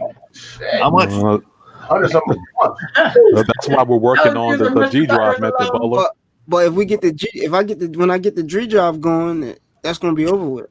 Yeah, just downgrade it, and you can just have the storage. Damn, $100 something a month though. Woo. Love that Plex, huh? When he told me, Butler, I was like, "Yo, dang, he wasn't playing around." No, hold up. Now, okay, now I tease Keen about this, and Sherry knows what I'm talking. Yo, Keen made a video about the Ultra C box, and I'm like, wait a minute. So Keen got it set up, and then the next day, he didn't have it set up. I'm like, what? Hey, he got it though. He got it. Yeah, he got it though. So, it's set up now. We just gotta get the game changer going. Oh, yeah. There you go. And as smart as you are, Tech and you are, Pen, you're having done. Hey, so for that $100 a month, how much storage you get again? 12 terabytes. 12 terabytes. All right, guys, I'm gonna get out of here. Maybe try an accidental nap. Nothing wrong with that. Accidental nap. I know them accidental naps be good, don't they, Mike? Yeah, it might actually be quite on purpose nap. You get 50 terabytes of upload as well. You hear Nora talking about just get cable. There you go. Stricken Sharon, thank you for having me. I'll talk You're to always you. welcome. Pan, Mr. Butler, thanks again. And Maud, I'll talk to you soon. Thanks for all your help. All right, guys, have a great day. Peace out, you too. All right, bye-bye. Goodbye. 50 I terabyte guess he's upload. trying to tell you for that price, just get cable. Yeah, pretty much. You don't have to get it. I just want overkill. That's how I am. That's how I we got do it. it. Yeah. I was told to go big or go home. So you know, Go big or go home. I pay about 80 for 40 terabyte. Okay. Of course, that's 40 terabyte. yeah. That of course now that's a dedicated server. You can't run torrents and stuff like that on it. Okay. Okay. Yeah, 'cause I know you mentioned you had like 4 different servers running, right? Yeah, I've got 100 terabyte right now. Man. So you basically got the theater on your Plex. Pretty much. Man. That's nice. Yeah, anything, any and everything you want to watch. Just have your popcorn and drinks ready. Hey, so Mark, why not move that on to a G Suite then? Because if you search streaming off G Suite, my fear is they'll eventually catch on and yank it. Right. You know, and Rojas the butcher made a good point.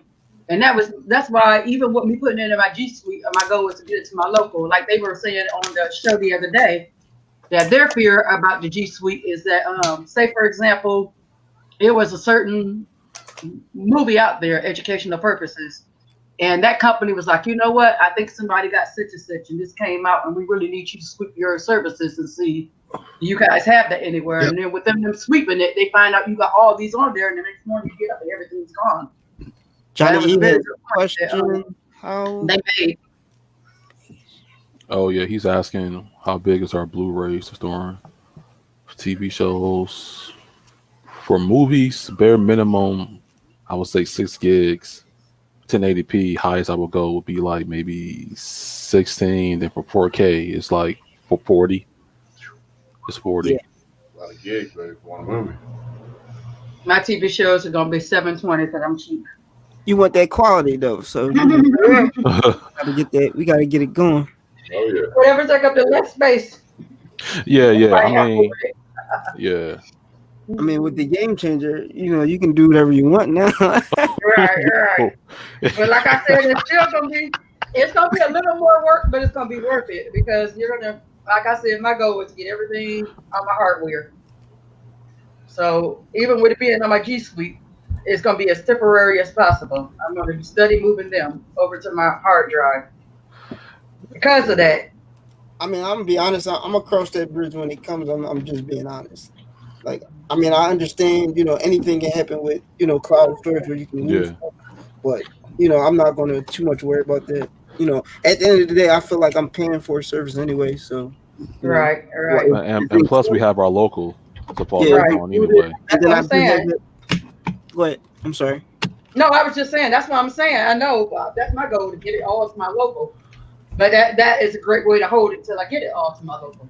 For me. Yeah, but the thing about that, and me and Penn discussed it yesterday, is when you get all that to your local, it's going to cost you a lot of money to get them hard drives. You got to keep on popping them hard drives in. Yeah, that's why. What I'm gonna do is that, you know, around Black Friday or Christmas, just like spend a bunch on hard drives and then just use the cloud until then. Yeah. But as far as the local, I'm set. That's what I want to do. Yeah. Yep. Now, don't forget about Prime Day. Yep. Answer Jeff Rowe's question. I spent overall about 200. That includes 200. That includes all the servers. That includes what I pay for trackers, for my news group account, for I do pay for. There's a couple private trackers I'm on that I do pay for free leech because of what they have on them. And so that's my total everything cost. That ain't bad. No, not at all. Not if you see my Telegram bot and how hard it works.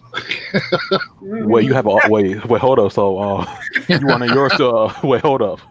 You got yours on Telegram, man?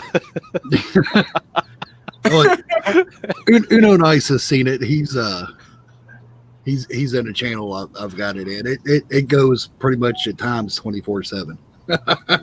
Yo, same yeah, with they do have quite bullet. a few movie, TV show, and music bots. I know I belong to a music bot, TV shows, and music bot. You could just type in that artist and find. That's what I should have did last night. You can just type in that artist and find anything on that artist. Yeah, I just use mine for announcements. I've got it integrated with like 4 services and a bunch of other stuff. So Great.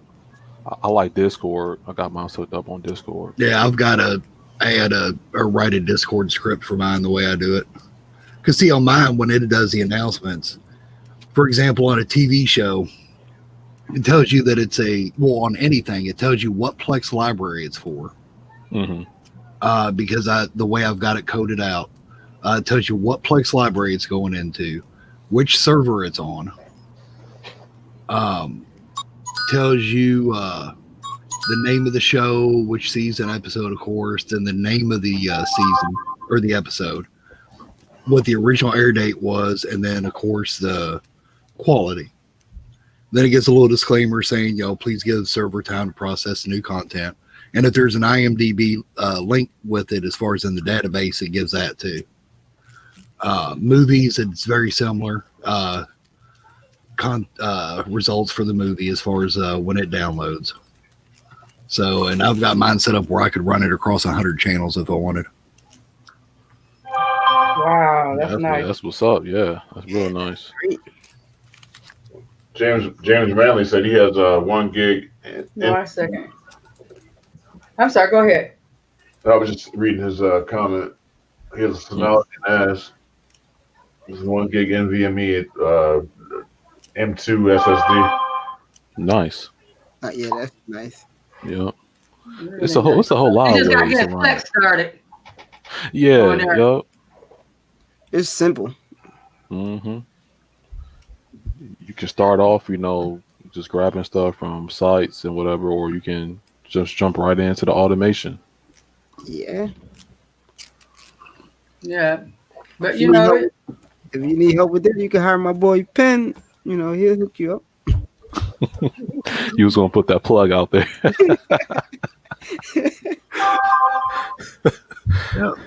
Starting to think maybe I need to start doing that. Yeah. Exactly. Please, because especially on that G drive thing you got, man. Well, if you need help with it, as far as later, you can hit me up on it. I work 2 to 10, but so it may take me a while to respond. But we appreciate. I'm running a standard mount on 1 box. That's the box that I use for all the torrenting, the news groups, stuff like that. Any post processing I do, and then I've got the other box that's a MIG Pro on Ultra Seed box. That's the NVMe with the NVIDIA GPU acceleration. Okay. And that's what I run my Plex on. And I've got the Plex cache mounts on it. So it rescans once an hour, and which is the service file I sent you. It rescans once an hour to see if there's an update to the cache. And if so, it updates the cache and then notifies Plex so it can do a scan of the libraries. Yeah, I was reading Jeff for a comment. He said, you have a baby version of your workflow. Pretty much.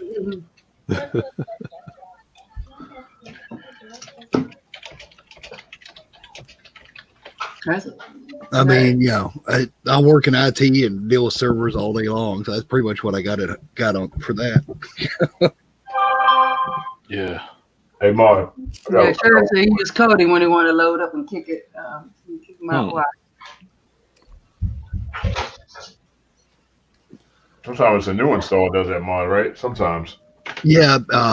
Sometimes if it's got too many updates to process at once, it'll do that for add-ons and all. So you may have to go into it a few times to get it to take all the updates and load on up. And then sometimes you just have to reboot it, and because I've known that before. I've kicked out and it wouldn't do right and stuff, and you just Yeah, and depending on some of the devices, you may have too many apps running in the background. For example, Netflix and Hulu. If you got them on an Amazon Fire Stick, they don't exit when you leave them.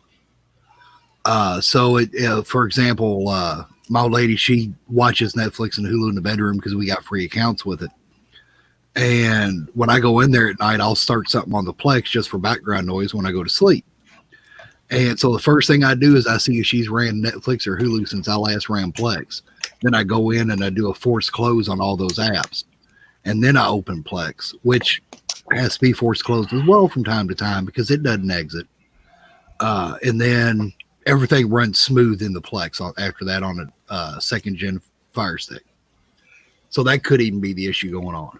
Did you ever, That's why I always clear my cache. I always, in between devices, I try to clear my cache. he has, Yup. he has a cube, man. Huh? He has a cube. Cube? Well, you can still have to do that even on a cube. I mean, I've got a 4K Fire Definitely on a cube. Do that. Or any of the Amazon devices, definitely between watching them, clear your cache. Yeah, especially if it's been a few days too, you'll want to restart the device just to be safe. To exit out of any apps that are running in the background, hogging up resources. Yeah, and also to get rid of the stop the screensaver that takes up a lot of them high quality pictures that it runs. The Oh screensaver. yes, definitely. Yeah, well, you can and you can disable that if you connect to it from a computer. There's a command to fully kill the sleep mode where it won't even go blank. Period. But yeah, I mean that's one of the first things I do. I did a video a long time ago of all the settings that go into a Fire Stick and turn off or adjust right off the bat to get the most out of it. And I know they've added a few settings, moved some things around, but it pretty much still holds true to today.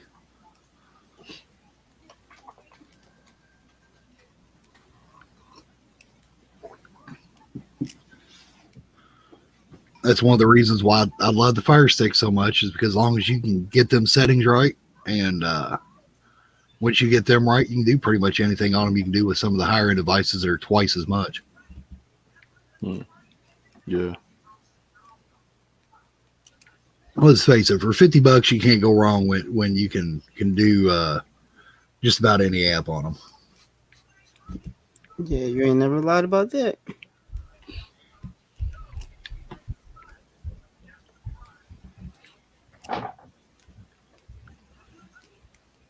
It's pretty much a steal from there.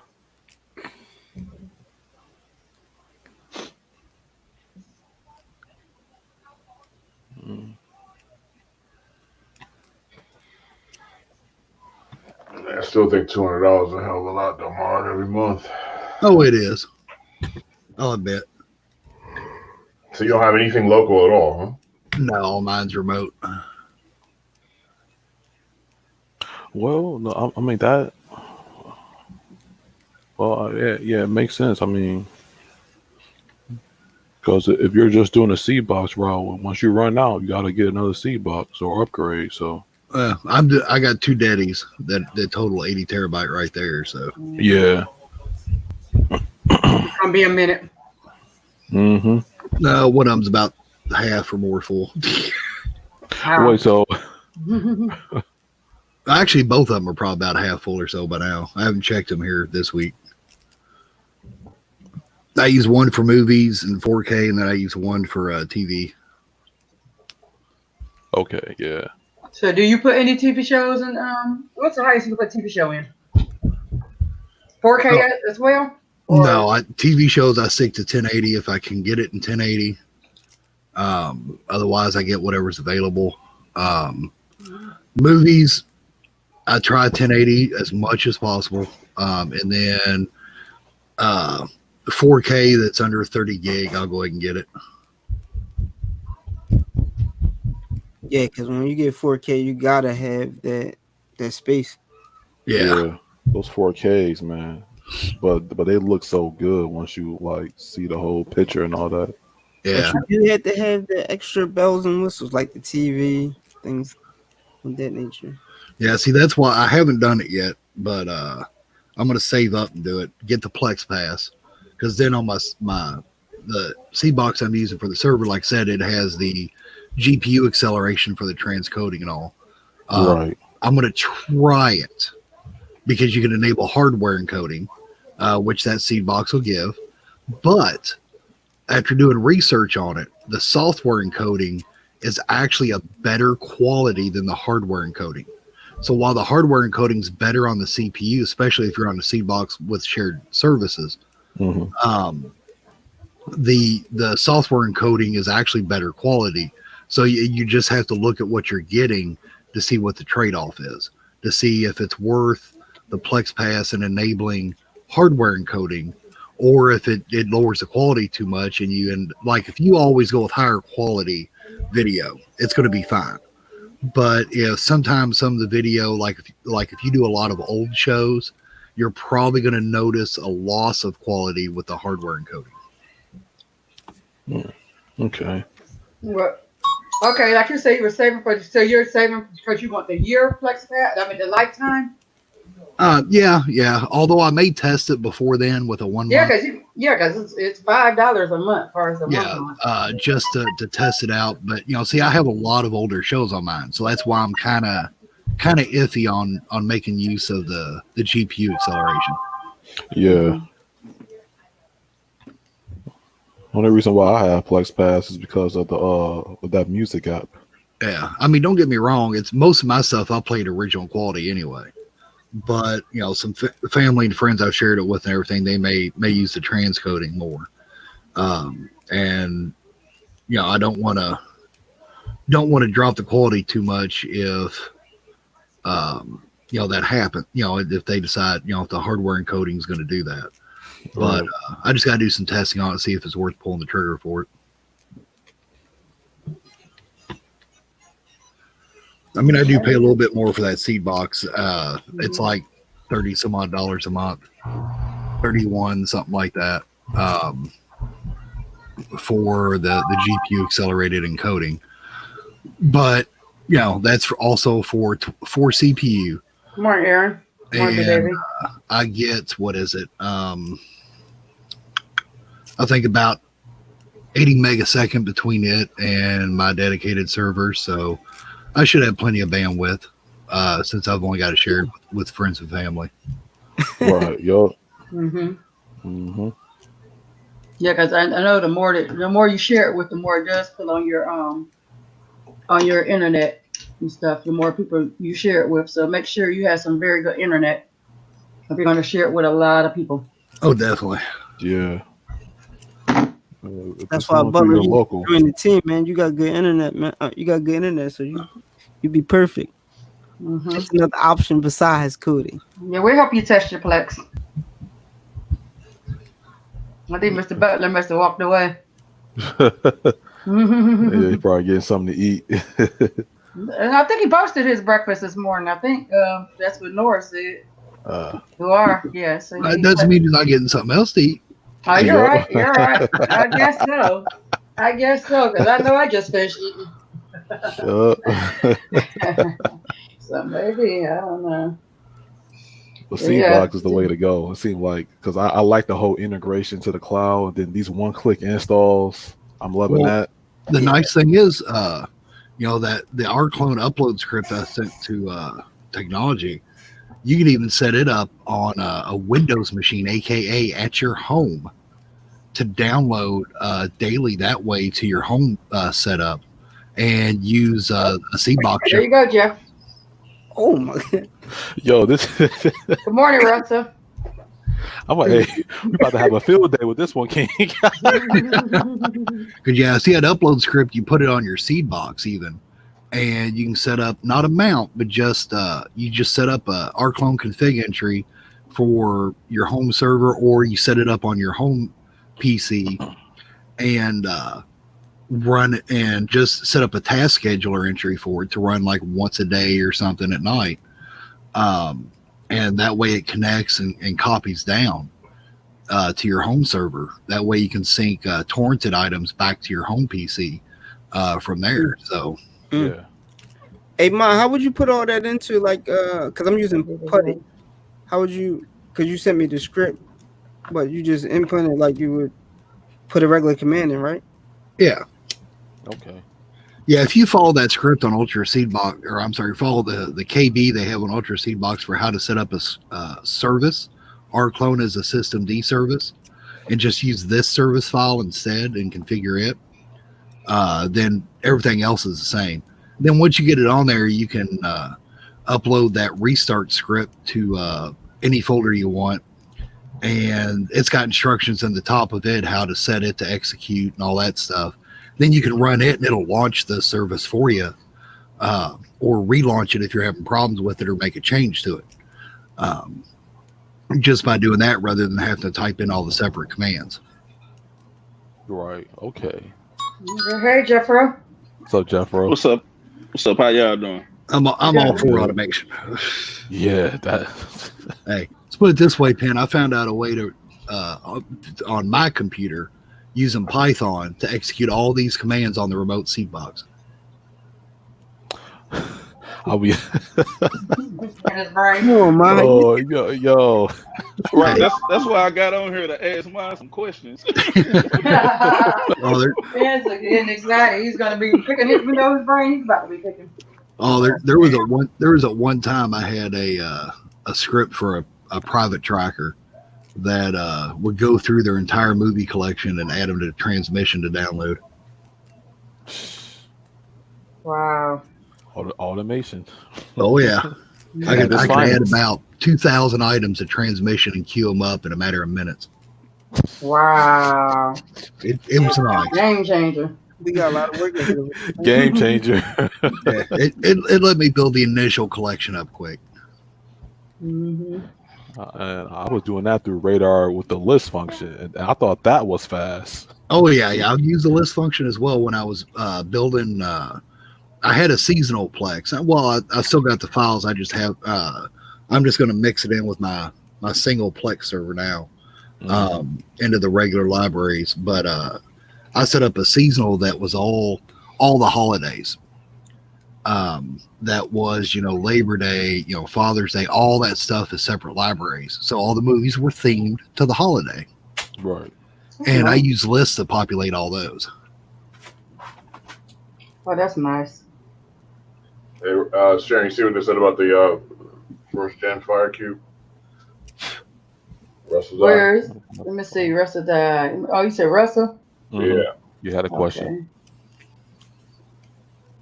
Okay, it's just not popped up. Okay. You know why mine got delayed for some reason.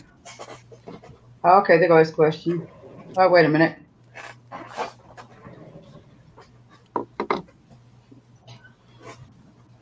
Okay. Does anybody have the first gen? No, I have the second gen Fire Cube. I have the second gen. I didn't get a Fire Cube. I got the 4K. I love mine. I have Fire TV pendants. I have a couple of those. But Now, if you Could you explain to us what a Fire TV pendant is? the pendant, yeah, go ahead, Mark. Go ahead. yeah, the pendant is, imagine your Formula Z8 you just got, Right. but the cord coming out, having a built-on HDMI cord that comes out of the corner. Right. And that's what plugs into the HDMI port on your TV. Something, it's kind of like that, just a little bit smaller. Okay. Okay. Thank you. The pendant is what was supposed to replace the Fire TV box they had that had the SD card reader and all that on it. That's the one. Oh, one second. I still have that. Well, no, I just got rid of mine last. I like the Fire. I still have a Fire TV box. Yeah, the boxes were the bomb. The Oh, pendant I have kind of that. sucked. Yeah, they were. The box. Can't get those anymore either. I have that. Yeah, I get some of these. You can't even get them over in China no more. I haven't seen that Fire TV box, the old one. Those ones. No, you can't. No, you can't. It was hard, but I went here and gave it to my brother for my niece and them. But I held on to that thing because I absolutely loved it. Yep. The She box put more was space great. on it. It was. I don't know why they can.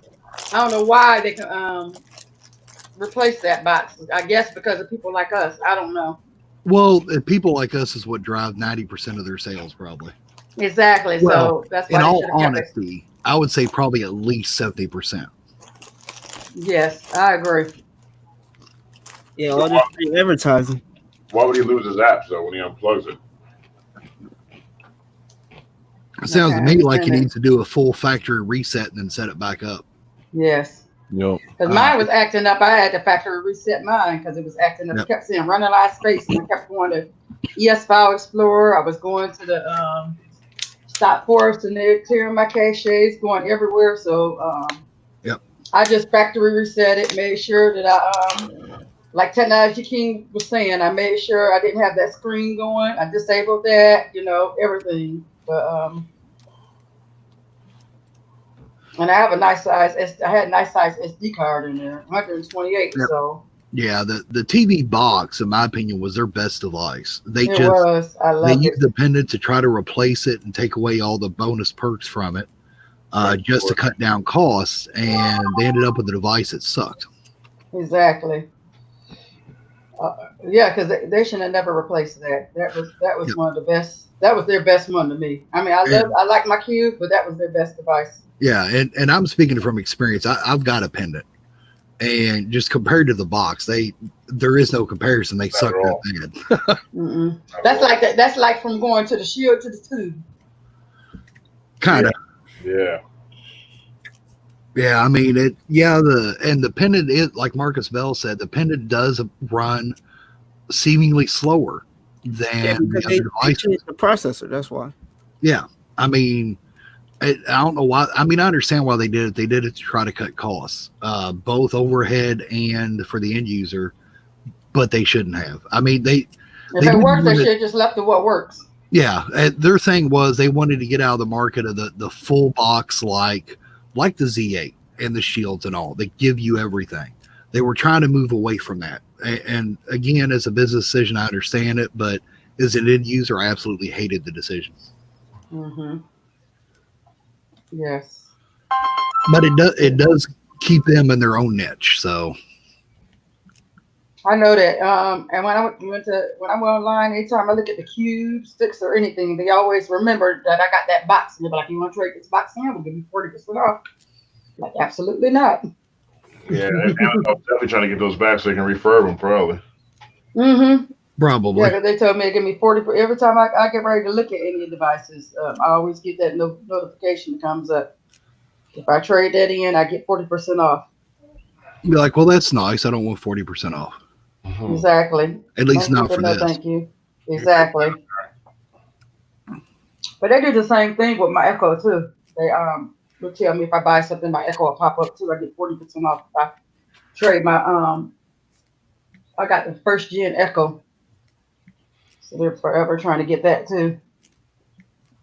So these the pendants are they 8 gigs? I forgot now. Are they 8 gigs or they're 8 gigs, right? Yeah, I mean it's nothing more than a pendant shaped fire stick is all in the world they are.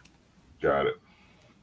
That's why they just weren't worth the money, and they're just not worth it compared to what they were meant to replace their garbage. They were like $70 too, weren't they? Yeah, they're not cheap. You can take me down, sure. Yeah, but the box is only $100.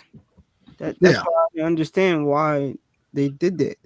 I mean, if you're going to spend 70 or more, personally, just spend a little bit more and go with the formula. It's worth it. If you want to spend 70 or less, just go with the Fire Stick 4K. That's it.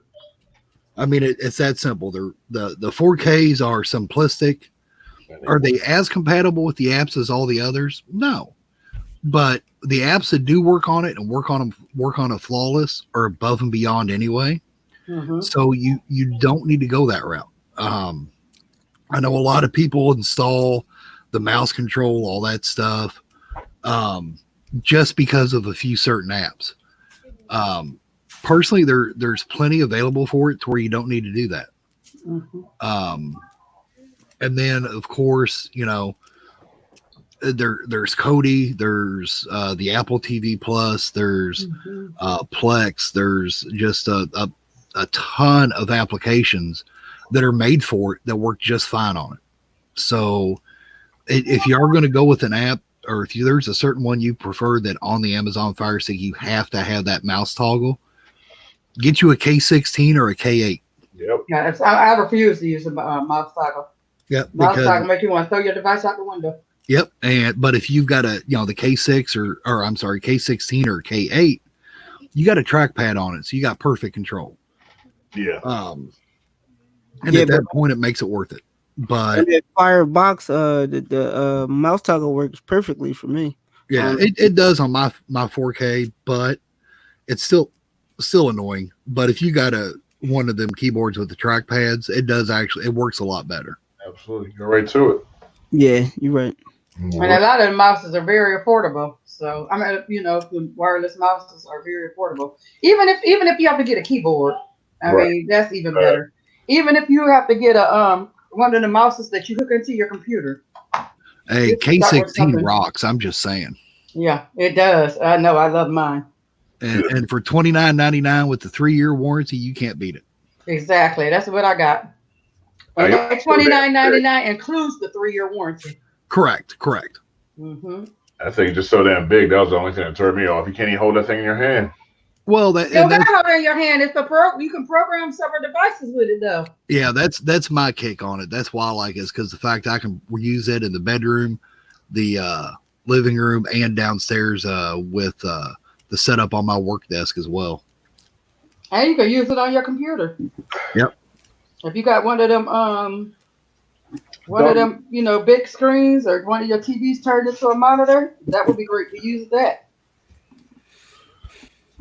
Yeah, and it's just finding what's right for you. That's why I said the K8 or the K16, because the K8's a micro version. Right. It just, it doesn't sync up to the devices the same, but hey, it's still a great little keyboard for the price. Well, what do you think about the other remote, the one we were talking about earlier, the one that was $50? Any of them that you can, something like that, they're worth it if you have a lot of devices in your home.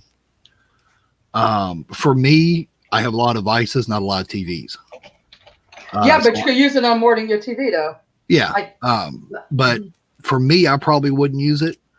I'd probably go with the K16 again. But, if you got like a box in living room, you got a box downstairs, you got a box in the bedroom, and then, another device somewhere else, that it's perfect for that.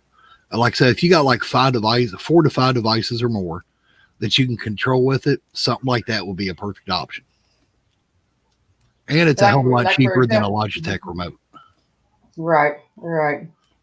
It was expensive. We talked about that, Mon. Those damn Logitech. What's that one called? That really expensive one? Oh yeah. They got some really expensive ones. Harmony. It's like $100. Yeah, they got some real expensive ones, but now their stuff is top notch. Yeah, but damn, you gotta have a PhD to operate that damn thing. Oh yeah. It's crazy. It's damn complicated. I mean, if the Logitech Harmony was alcohol, it would make Hennessy look like bottom shelf. Yeah. I mean, that's how high end this thing is. It's a Tesla when it comes to remotes. Yes, it is. I think I'm gonna try it out though. You go pulling the trigger again, technology kid. Yeah. Anyway, Mr. James said that UPS has his K16 hostage.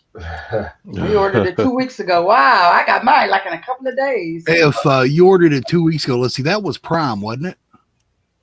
Yeah, you should call them. They would really send you a replacement immediately. Yeah, definitely follow up with Amazon. If it's been 2 weeks and that was a Prime item, let me check mine. That's ridiculous. Just to be sure, because I can't remember.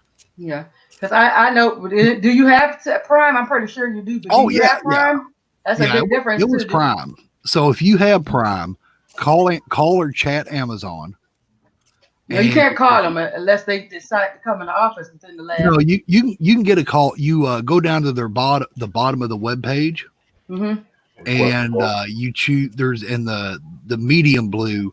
There's a help. You click on it, and from there you go to. Let's see here. Where is it? Go scroll down to browse help topics, and there's a need more help. You click on it, and click on contact us, and you can request a callback. Oh, okay. Well, then I'm definitely going to do that. They usually call you back within 30 minutes. Okay, thank you for telling me that, because I tried to call them last week because this is the crazy thing. I upgraded my internet from 100 to 400. And ever since I upgraded my internet to 400, I have not been able to pair my Google Home and my Echo. Now my other Amazon devices paired perfect with my internet. Took my internet. It sounds like one may be connected to 5G and the other connected to 2G. But I tried it on both. I tried the 2G and I tried the 5G on both of them. and they're just like Were going they around. both on the same at the same time?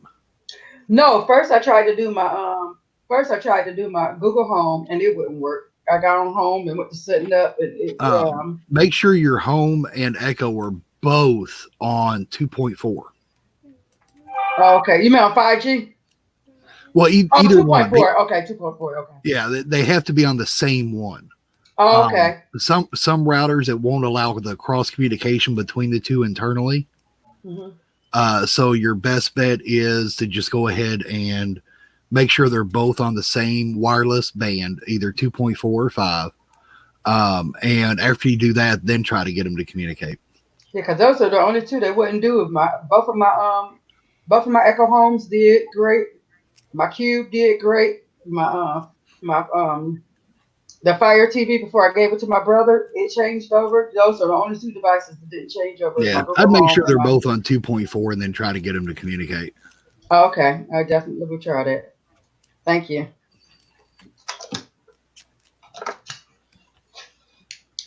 Because I was like, this is crazy. I have higher internet, and it seemed like they want to connect it on a 100.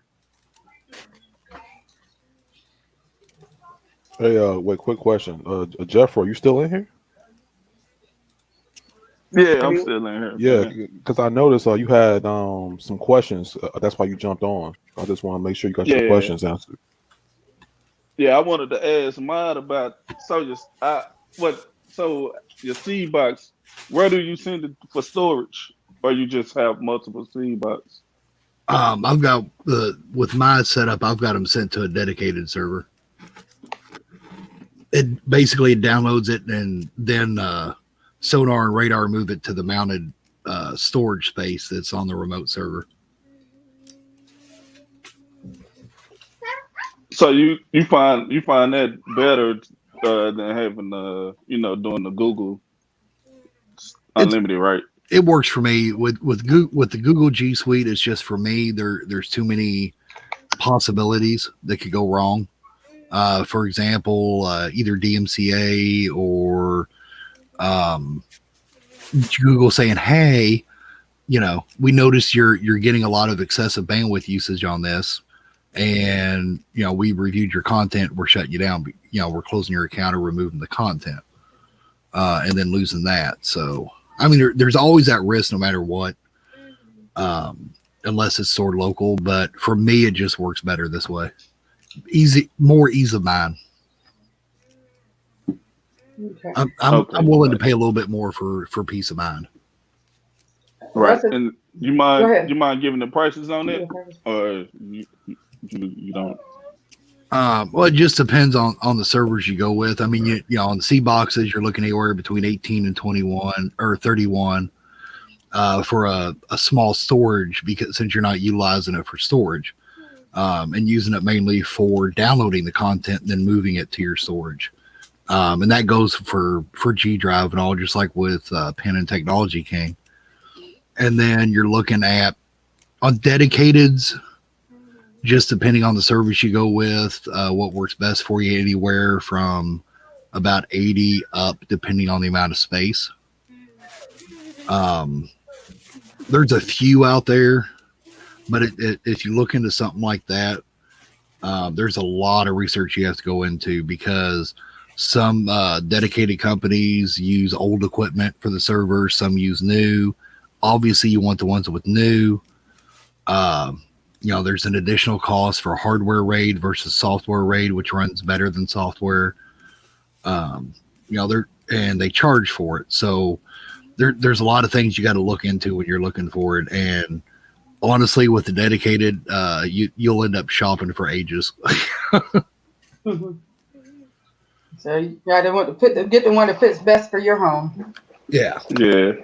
Because I'm basically looking just for probably like a backup, not necessarily. If you're looking for just backup, a lot of users are gonna be on it.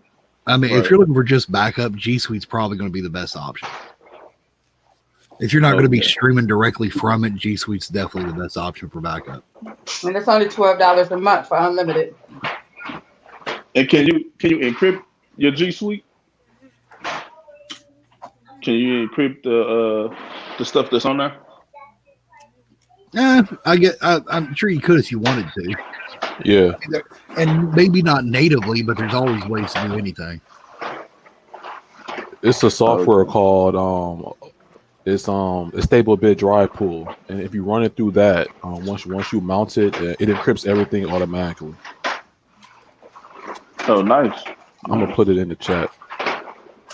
Now, if you're using it for just storage, that would keep it a little bit safer for you. Yeah, I think they got a free trial going, but you can look at it, check it out. It's an option. Yeah, because I'm up to about 70 terabytes. So, nice. And I need to start backing it up, and I don't want to have to do it on other hard drives. I'd rather just put it in the cloud. Yeah. Hey, what's your upload speed? If you don't mind me asking, because it'd be a lot better if it's quicker. About 20 or 30. Okay, yeah, that's what I would want. Okay, well. I mean, it'll take a while regardless, because with G Suite you're limited to 750 gig a day. Yeah, you're right. But once you get it there, it's there.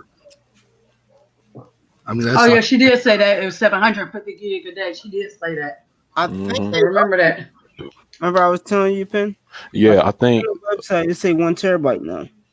Well, I think they changed. Well, I know for the download, I read somewhere it was 10 terabyte limit, and then upload 750 or whatever. Yeah. And here's the thing too: that 750, it's a hard number, but if you're at 749 gig and you start uploading a 30 gig 4K, it'll upload the whole thing. It won't stop it as soon as it hits 750. If you're in the middle of a file, it will let you finish that file. Right. Wow. Okay. So technically, you can get a little bit higher just depending on the files that you're uploading. Yeah. Okay. Yup. Situational. Yeah. So before. Okay, go ahead. Now, I was just gonna say before I forgot. Brother Di had a question.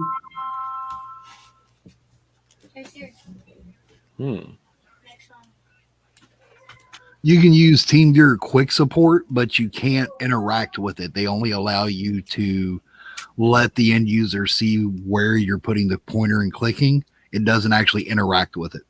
So if you click on something, it's not going to launch it.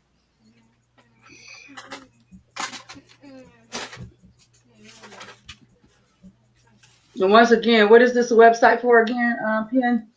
So stable bit is like because Jeffro mentioned like encryption of Google Drive, and this is one of the sites you can go to download their software that you can encrypt.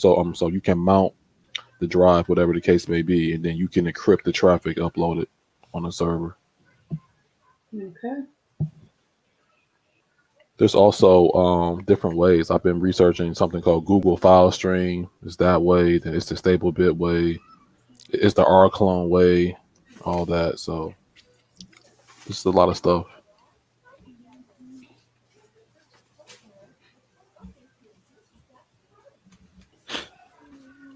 So those are. Rest of the Di says thank you. I've changed. Check my ice game.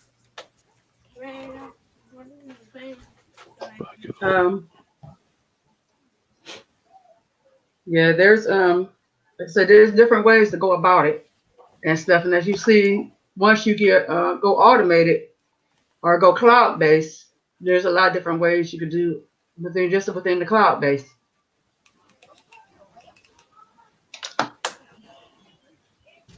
Yeah, cloud is nice. First impressions of it is amazing. Yeah, that look like that's the place to kind of go to. I guess like to have a backup also. Yeah, instead of doing the raid and all that kind of stuff. Yeah, like I said, I'm doing mine as a backup for the most part because I'm going to have mine on the G Suite as well as doing the seed box. But my goal is always to get it to local to my hard drive. Yeah. And Ma, what do you use for your backup? Well, I got the G Suite, which I really haven't started, and I also got Ultra Seedbacks. Yeah, no, I was talking about mod. Oh, sorry. I know you just started that, Sharon, so I know yours is probably not even. So you already can bag up your stuff, but I know he has like what 100 terabytes and all that kind of stuff. Hmm. Yeah, I mean, and That's why I I, like the NAS, because the NAS makes the RAID things a lot simpler to set up. Mm. Um, that's what you pay for the NAS for, the all the software that comes along with it. No, just build you a PC with a full tower or server tower. Throw Yeah. you about 12 hard drives in it, RAID controller. There you go. Yes. Yup. there you go. Nice thing about doing it with a PC too, using a PC to build your own NAS. You can download NAS software to run on it, but you can also add expansion cards to it to add NVMe drives. Yeah. Use them as your OS, or even as storage too, if you wanted to go with NVMe drives for your storage for the faster speeds.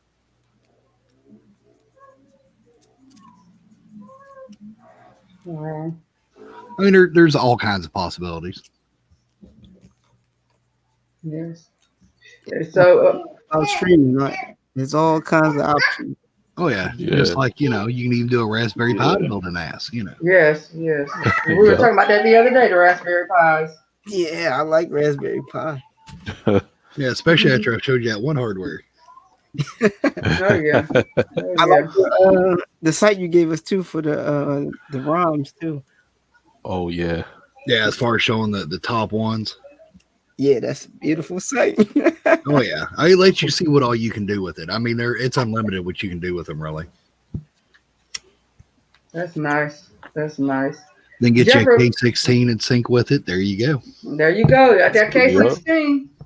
And like we said, we know we're pushing the K16, but this is what works in our house, and this is what we like. This is what we like. Not saying that you necessarily have to get it because the K16 might not be for you. As Mr. Butler said, he likes the Re8 better than just looking at the K16 is overwhelming from Mr. Butler, right, Mr. Butler? Or maybe he walked away. Yeah, he But doesn't like that he can't hold it in one hand since it is a little bit bigger. Yeah. Yeah, I mean, I would go with the Re8 if I'm traveling with it, but if I'm at like a customer's house, I'll pull out that Re8. Yeah, of course, how bad is it? Badass is it to be at home? You have friends over. You should go to show off. You whip out that K16. And you're oh like yes, controlling yes. everything. Yeah. They're like, wow, where did you get that from? I gotta get one. I'd be like, wait a minute, you were just on the TV. How are you over there on that now? Well, it's how I roll. My silly. Yeah, yeah. I love mine. Like I said, I said I was gonna put a trigger on the second one, but I'm also liking the Re8 as well as the other remote that controls all them devices. Because for me in my house, I do have other automated things. It's not just like my TV boxes. I have an automated vacuum. I had gave it to my mom, and she gave it back because it scared her. So, Oh, but them robot vacuums. yes, yes. I Now, told her, oh, this would be. my dog would lose his mind. My sister-in-law was like, those are for lazy people. Only lazy people get those. I said, well, I want it. So, Well, you know, or so people that are always on the go. yes, or people, but you know what? Or older people. It's good for certain older people too. That's a lot on them pushing that vacuum. Or Yeah, they're disabled people. Exactly. And stuff. You can set it for what time you want to vacuum, and then vacuum the same time. You can set the vacuum when you go to bed, and it's vacuum and put right back in the spot. Hey, Pen, do you use TeamViewer? Like, do you have the paid subscription or you using the free one? Oh, I just used the free one to remote access my server. Okay. Yeah. I was thinking about that to be an option for customers with the because It's nice being able to brand it with the paid, but it doesn't work on all devices the same. So it's kind of hard to me to justify buying something like that, unless you do a lot of PC. Yeah, I didn't know it don't work all. Which I do, but I'm still too much of a tightwad. Yeah. I know that. There's They need to have also coupons for these things.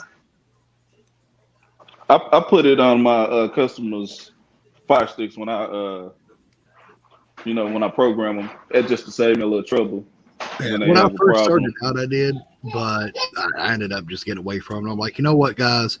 If you have a problem with it, bring it to me, and I'll take care of it. And they're like, well, how much will you charge? I'm like, if you bought it from me, there's no charge, and I just take care of them.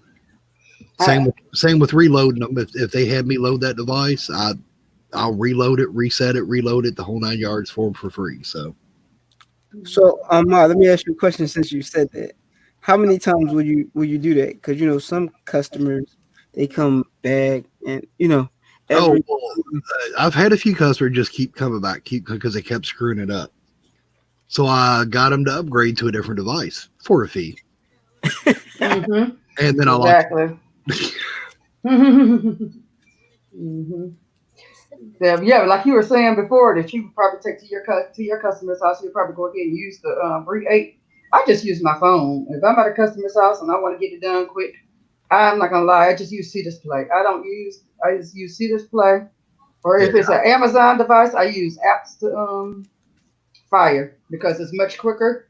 Yep. Unless it's a particular app I'm looking for in the file link, then I'll do the downloader at the file link. But usually whatever's on my phone, I could just add that on their thing. Using that. And I tell you what, I found something out, or figured something out really, really nice. Now the K16, the Re8, all them, you have to have the Fire Stick remote to sync them via Bluetooth. However, if you have either the cable where you can plug in a dongle or USB to a Fire Stick, or you buy that $18.99 remote I found, because it comes with one, you can use that if a customer brings you a Fire Stick without a remote, and it not interfere with their remote being synced to it when they get it back home. That's one thing my customers that inevitably always do, is they bring me sticks or other devices without remotes. And that universal Android remote I bought that comes with the cable and the dongle, I've started using it for that, because I can hook them up with that and then program them just as quick, without having to do anything, without having to sync a new one, without having to do any resets or anything to get another remote to work with them. And it doesn't interfere with their remote at all. Well, what I do when they don't have a remote, because I've done it a couple of times, they don't have a remote, I just use that Amazon Fire TV remote, and it even if they bring it over here, it just syncs right along with it. And when I get done with theirs, I just erase it off my list of devices. Yeah, we've all got our own little tricks we learn along the way. But that is something new what you just said, so I would definitely take that into consideration. Yeah, and it's nice with it, because if they're there while I'm doing it, because it's something simple and I'm just showing them how to do something, it's nice, because then they see me using that remote and they're like, well, wait a minute. I've always heard these remotes were a pain in the butt to sync new ones. How'd you do it so quick? And I'm like, well, and so when they go to need a new remote, they'll come back to me. Wow. What remote are you talking about, Mike? I found one that for $18.99. It looks a lot like the Fire Stick remote. The only thing it doesn't do is voice. And it comes with the splitter cable where and a dongle, to where you can plug the dongle into the cable, and then it has pass through for the power for micro USB. Can you send me that link? Yeah.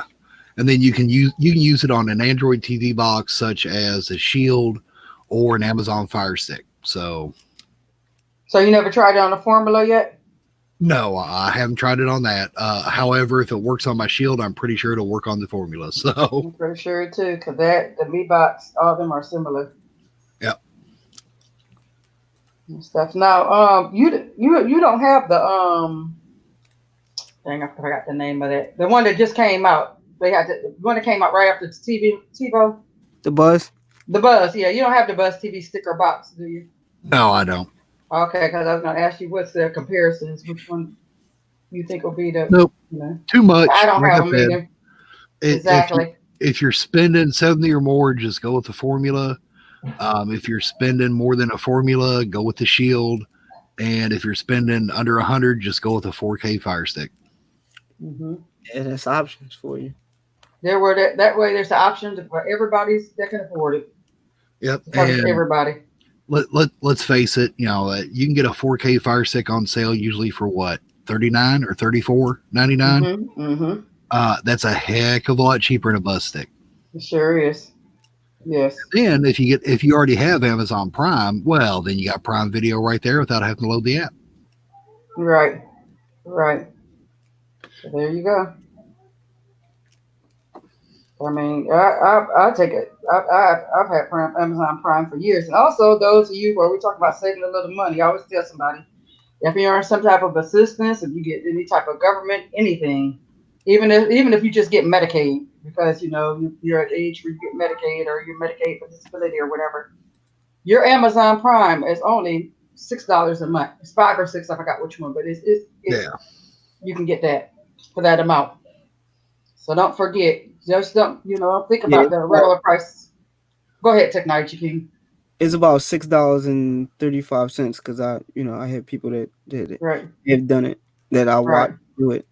You just got to go to a separate website, put in your credentials for your whatever assistance you get, and then you're off to the races. Right. Correct. So there's a way for everybody could be able to afford, and that's a good thing. That's a wonderful thing that Amazon Prime did because, I mean, some people cannot afford to pay the regular price for Amazon Prime. Yep. I mean, they even have discounts for expecting mothers. Yes, they do. I was in Expecting Mothers Club before. They also have discount if you're a student. Yep. You get a discounted price on all of them. If you're a student, you get a discount on Amazon Prime. You get a discount on Audible. You get a discount on Amazon Music. So if you're a student, yeah, there's perks. Oh yeah, always check. There are a lot of companies anymore offer discounts for all kinds of stuff. Even Spotify has special pricing and discounts on things. So it's always worth it to check for any subscription you have. Yeah, YouTube now does that with their YouTube Music. You can either pay the student, when you get the family thing. If you got a student, you can get the student price for it. So yeah, all of these, and I'm glad that all these companies are doing that. Because they're realizing everybody can't afford the full price that they want for it. And they're like, but I can't afford that. I'm just going to go another route. There you go, James. Mm-hmm. It's always worth checking to see what you can get for free on any subscription. Yes, you're right. Amazon Prime is free with T-Mobile. T-Mobile does a lot. That's why I like T-Mobile so much. They have T-Mobile Tuesdays, forever giving away something. Yep. And if you got Sprint, check because the latest deal that I know of from Sprint was free Hulu. Yes, you if you get free Netflix with T-Mobile, you get free Netflix. So and usually if they change their special, like for example, Sprint, you used to get free Spotify. I know people that have free Spotify and free Hulu because they change it, they usually grandfather the people in depending on their contract with the company. Correct. And I know with T-Mobile, the CEO of T-Mobile, he has a cooking, he loves to cook, so he cooks every Sunday. He answers your questions, and half the team is there. Then they have another day they do once a month where all the team come on there and ask anything you want to know about T-Mobile. You let them know if you're having problems in your coverage. They like right there on it, getting somebody to work on it. So, Yeah, I seen T-Mobile finally, T-Mobile and Sprint finally got that deal done. Yes. Yeah, they're finally becoming one.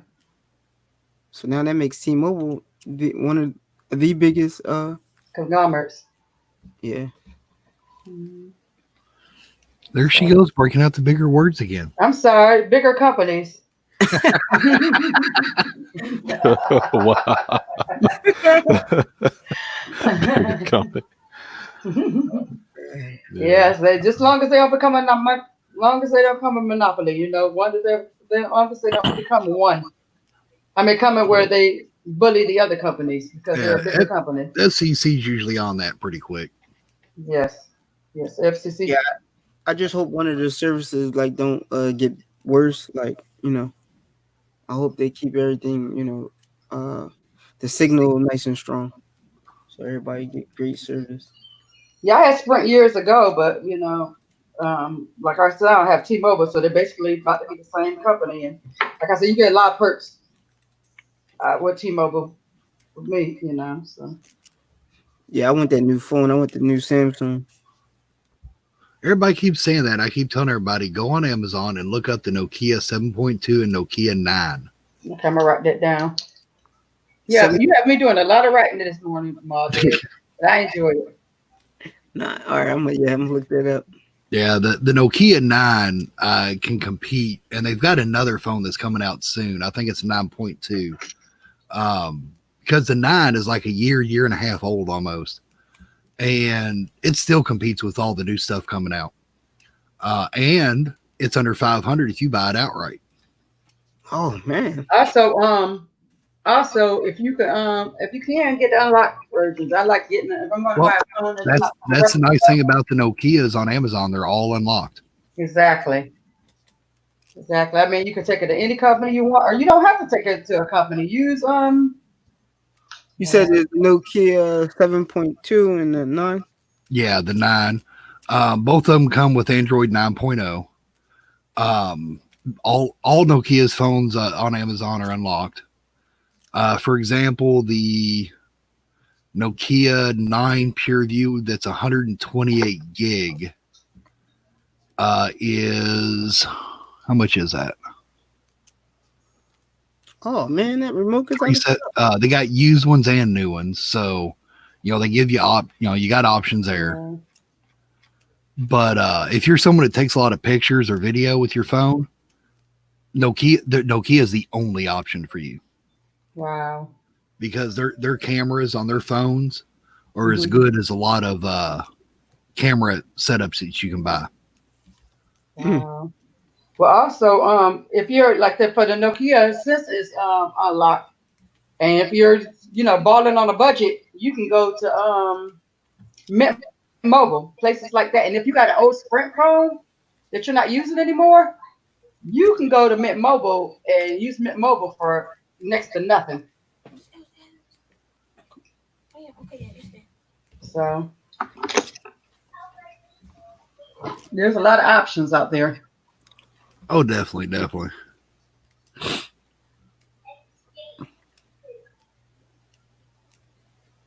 And another nice thing about the Nokias is they come with the higher grade Gorilla Glass on them too. Like the 9 comes with the Gorilla Glass level 5, and the 7.2s come with level 3. Most only come with level 1 or 2. Yes. And Plex does auto update. Yeah. And if you're talking about the server, it will on most devices, but on seedboxes they limit it because they have to make sure that it's compatible with their equipment before they push the upgrade through the seedbox. Okay, because I noticed on the seed box it says please install manually, but yep, I'm not. Yeah, okay. And to do it manually on the seed boxes, you can usually go to their control panel and do an upgrade and repair, and it'll upgrade it to the most recent compatible approved version. Okay, I did that. Mine still said all right. Makes sense. If it didn't change, that means that the current one from Plex either isn't compatible or they just haven't tested it and approved it yet. Okay. Because I did the sonar earlier last week. Upgrade that on the seed box. Yeah, these phones. This is $349 for the 7.2. Yeah, the 7.2 is a really good one as far as for about mid to mid high level. Of course, the 9 being their high level anyway, but the 7.2 is definitely worth it. And if you're someone just looking for a cheaper phone, they have phones all the way down to let's see here, the Nokia 2.3. It's like $129 outright. So I mean, they got them in all levels and all options for people. And it's Nokia, so Yeah. Yeah, Nokia was the boss back in the day. Yes, they used to be the top. Let's see. For the All right, the news. And a lot of their current phones have aluminum casing, so you just got to look at it to be sure.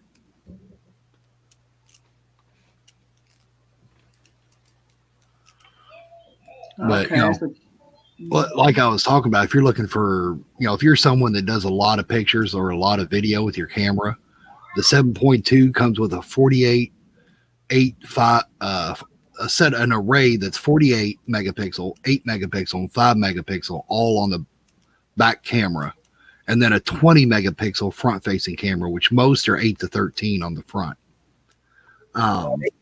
They got a 9 right now for $379. There's one left. Yeah, for the used ones. And the 9s are ones they come with a 5 by 12 megapixel camera set up on the back, which is 5 different cameras that are 12 megapixel. Wow. That's why Nokia's always been the top when it comes to cameras on devices. So they're even bigger than Apple on the device as far as the camera. Better than Apple? Definitely. In my opinion, Nokia is the top when it comes to camera on devices, at least with new devices. You know, because there was a long period they didn't come out with anything new and they got passed up by Apple, but that's only because they weren't coming out with anything. And they didn't have Android phones. Now they're doing their whole line under Android, and since Microsoft bought them out, and they're really stepping up the game on it, especially when it comes to cost for what you're getting. Yeah, this 128 gigs. Whew. Yeah, and QHD display on the camera. Yep, I see it right here. Yep. Yeah, and that's the one that's got the Gorilla Glass level 5. I see you do your homework, Mod. I'm a Nokia fan. I'll admit it. Yes, I have an Apple iPhone, but I am a Nokia fan. Yeah. That's what's up. I'm in the market to get a new phone. So now you gave me another option. There you go. While you're phone shopping. Yeah, and when you're comparing them to Samsung, like that 9, like I said, it's like a year old already. And, yeah, I ain't gonna lie, I love my 9. And that Nokia 9 stands up against the Samsung that just came out. Wow. I just got me a phone this past January. What phone you got, Jamil? I just got the it was a major upgrade for me because with phones, my past phone I had for 5 years. So January for my birthday, I went to the store and I just got the LG Style 05, and he said, "Oh, we haven't seen you in about 5 years." And I said, "Yeah, I recognized it." And he said, "Oh, why you wait so long?" I was like, "I'm lazy." He said, "Well, hopefully, old phone, man." Hey, man, there ain't nothing wrong with waiting. Yo, right. If it works, hey, if it works. Hey, you know what I use my phone for? I use it for making calls, checking email, messages, and chat. That's it. That's all I use my phone for. So I don't need S20. Any of that fancy stuff. I don't even need a fancy camera. I want that S20.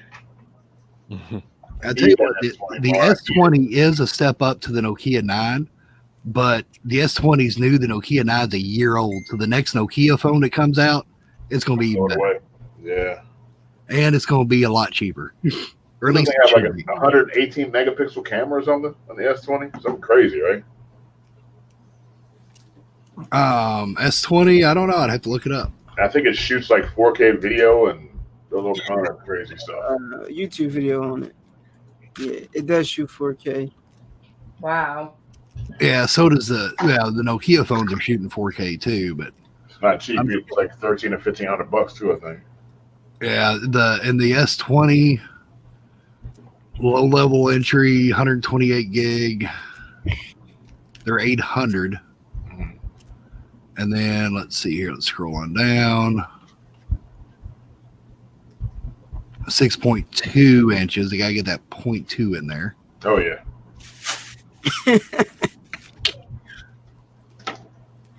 Well, it's hilarious. Amazon don't even boast what the megapixel is on the camera. That's not good. See, where's it at here? Come on now, tell me the megapixel. Okay, here we go. Pro camera. 12 megapixel. It's got 3 cameras. 12 megapixel, 12 megapixel, 64 megapixel for one of them. So that's still lower. That's still overall less than the Nokia 9, which is over a year old. There you go. There you go. Was that the answer to Johnny E's question? Yes. What's the battery life on the Nokias? Because he has a Samsung Note 8. They're 33. What was it? 33 something. Hold on here. On the 9s, they are 3320 mAh and 3500 on the 7.2. And it's a Type C connector for the charger. I think everybody's switching to those Type C now, aren't they? Yeah. What type of Type C do you recommend? Do you recommend a certain type of Type C? Because I know there's different prices for certain Type Cs. I notice whenever I go out to get a Type C charger. You can try the cheaper ones, but now don't go crazy as far as high end on the cables. Yeah, I go to Five Below. They all break eventually, and braided ones are the best though. Yeah, the braided are they're worth the little bit extra money. Main thing is try to catch them on sale. I mean, my local Kroger, I caught the 10-foot lightning cables on clearance there, braided for $2.99 a pop, and I bought an armful. Oh yeah, I bet. Those are the ones that light up, right? Huh? Those are the ones that light up? No, it's just 10-foot braided for iPhones. Okay. Because all of us in the house have iPhones, so I'm like, well, now we got cables for the next few years. Mm-hmm. Got them for the cars, the work, the house. If you can find a good deal on it, I would. That's something I would rack up on too, because you're always going to, as long as you have a phone, you're going to need that. Oh, definitely. And don't go crazy buying charging cables as far as price wise, because it's, this one here will last 3 times as long as the ones that are a quarter of the price. Well, okay, but you can buy 4 of those and end up saving a little bit of money. Mm-hmm. Which is usually what I end up doing. Exactly. Like I said, I usually go to Five Below, or there's this local store here called Mark's. Yeah, I just keep an eye on them everywhere. If I always check charging cables everywhere I go, I check every clearance bin to see if there's certain things in them, charging cables being one of them. And if they're on sale, I snag them. Mm-hmm. And especially with that Walmart app, when I go there, you may say, oh my goodness, that charging cable that much, you may scan the app and it's half the price. Yeah, exactly. I don't go into Walmart without that Walmart app. Well, see, I that's why I don't step into a Kroger without going to where they got them little blue clearance bins set up. Mm-hmm. That's how I found them charging cables for $2.99 each. Mm-hmm. Me too. I go straight to the clearance at Walmart when you're using that Walmart app too. Mm-hmm. Yep. I mean, and it's always worth it. You may spend 5 minutes there, and that's it. 5 minutes in the great scheme of things, no time at all. Mm-hmm. And you could end up finding out like I did. I bought what normally would have cost almost $200 in cables. I bought for like $20. Sure. And I say that because you think, that's not that you didn't get very many for that much compared, but at the same time, they're 10-foot, which is usually twice the price of a 6-foot. Yeah, it's like $15, $20 a piece, aren't they? Yeah, and then you're on top of it. They were all braided. Yep, that's what one Target. And they're like about $12 to $15. Yeah, so I mean, you're looking at 15, and I bought a handful of them for just a little over $20, and about 22, 23, somewhere around in there, and it's well worth it. Well worth it. Mm-hmm. Yeah, I bargain shop everywhere I go. I go to clearance. I go to see what's on clearance. I price compare. I use my apps. Definitely. That's what I like about where I live. Right in a small circle, we got a Dollar General, a Family Dollar, and Aldi's, and a Kroger. Yeah, Aldi's. Mm-hmm. I heard of them. They're really. I went to Aldi's Friday. Aldi's has some great deals. Don't sleep on them. Yeah, all these is usually really good for certain fruits and vegetables too. And they're also, did you know, Aldi, for those of you who don't know, Aldi's is Trader Joe's. It's Yeah. just a store for people that can afford it better. But Yep. it's the same store. Same merch comes to both of them. Did not know that. And you learn over time what to buy at certain stores too. Like Aldi's, I never buy their peanut butter. Peanut butter. I'll never buy their peanut butter either, maybe because I'm allergic to it. Well, that might be why. But I never buy it there because I just don't like it. I always get it. I'll get it at Kroger instead of there. Icing for cakes, I don't get it all these because it doesn't have a good taste to me. Don't like their cottage cheese. You know, you learn little things here and there. Don't like their meat. I like no one's cottage cheese. But I tell you what, Aldi's has a great pizza there that you buy in the box. It's kind of like a handmade pizza that's cheap there. That's actually really good. Here we go. And the show with food again. Yeah, I think I saw that pizza because I just, like I said, I just went to Aldi's Friday, and I was looking at them. I went to go get some ice cream. My daughter promised her some ice cream bars, so I was like, okay, we're running here Aldi's and get some ice cream bars. Yep. That's a theme for us, man. And then the show with food. Ain't nothing wrong with that. That's You what know, we do. find it down when we get the food. But now, and just like at Aldi's, they're one of the best places to get fresh produce cheap. Mm-hmm. Yeah. I always get try to always get my cauliflower and broccoli heads there. And if you want to, and if you're trying to change your lifestyle as far as eating, Aldi's is a great place to start. They have a lot of them. People like do keto and stuff like that. They have a lot of them type foods at Aldi's on the budget. Yeah, and cheaper than most places too. Yes. Because usually when you eat healthier, it's a lot more expensive. Yeah, but if you go to Aldi's, it's not, the prices aren't overwhelming to buy your foods like that. Yep, definitely worth it. Because have you ever made the thing, I can't even think of the name of it. The Brussels, not Brussels sprouts, but the spaghetti squash spaghetti. No, I haven't had that. That is so good. I mean, you cannot taste any difference when you make it. You know, you can either boil it or you can.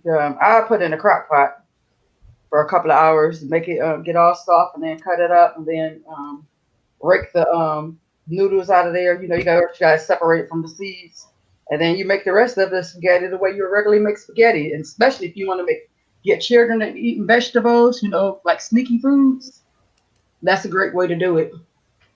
Because they think they're eating spaghetti, but it's squash, which is a vegetable, so you can't tell the difference. So for the cauliflower mashed potatoes, that's another good recipe you can make, you know. Just to be sneaky as far as getting vegetables, you know. It's people's diets that wouldn't probably want to eat vegetables per se.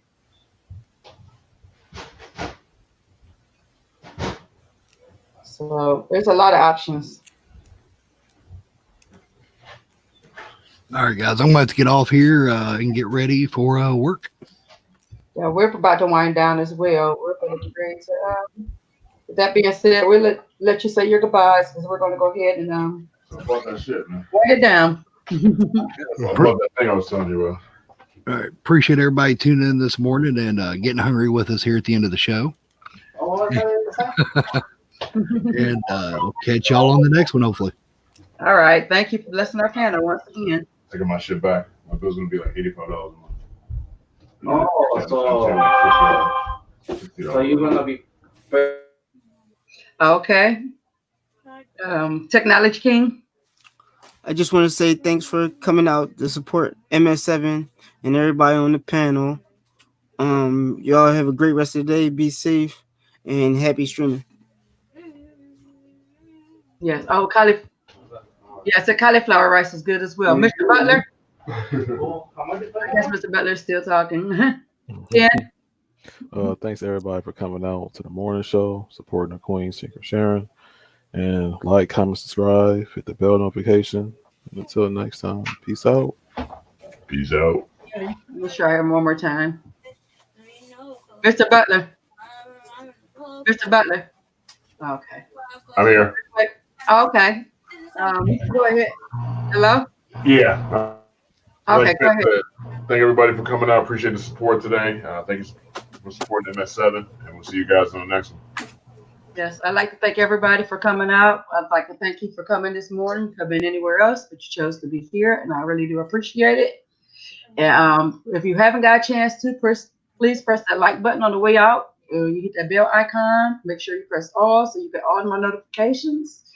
And we thank you once again for coming. And tomorrow we'll be back at 9:35 in the morning. So with that being said, this is MS7. We're out.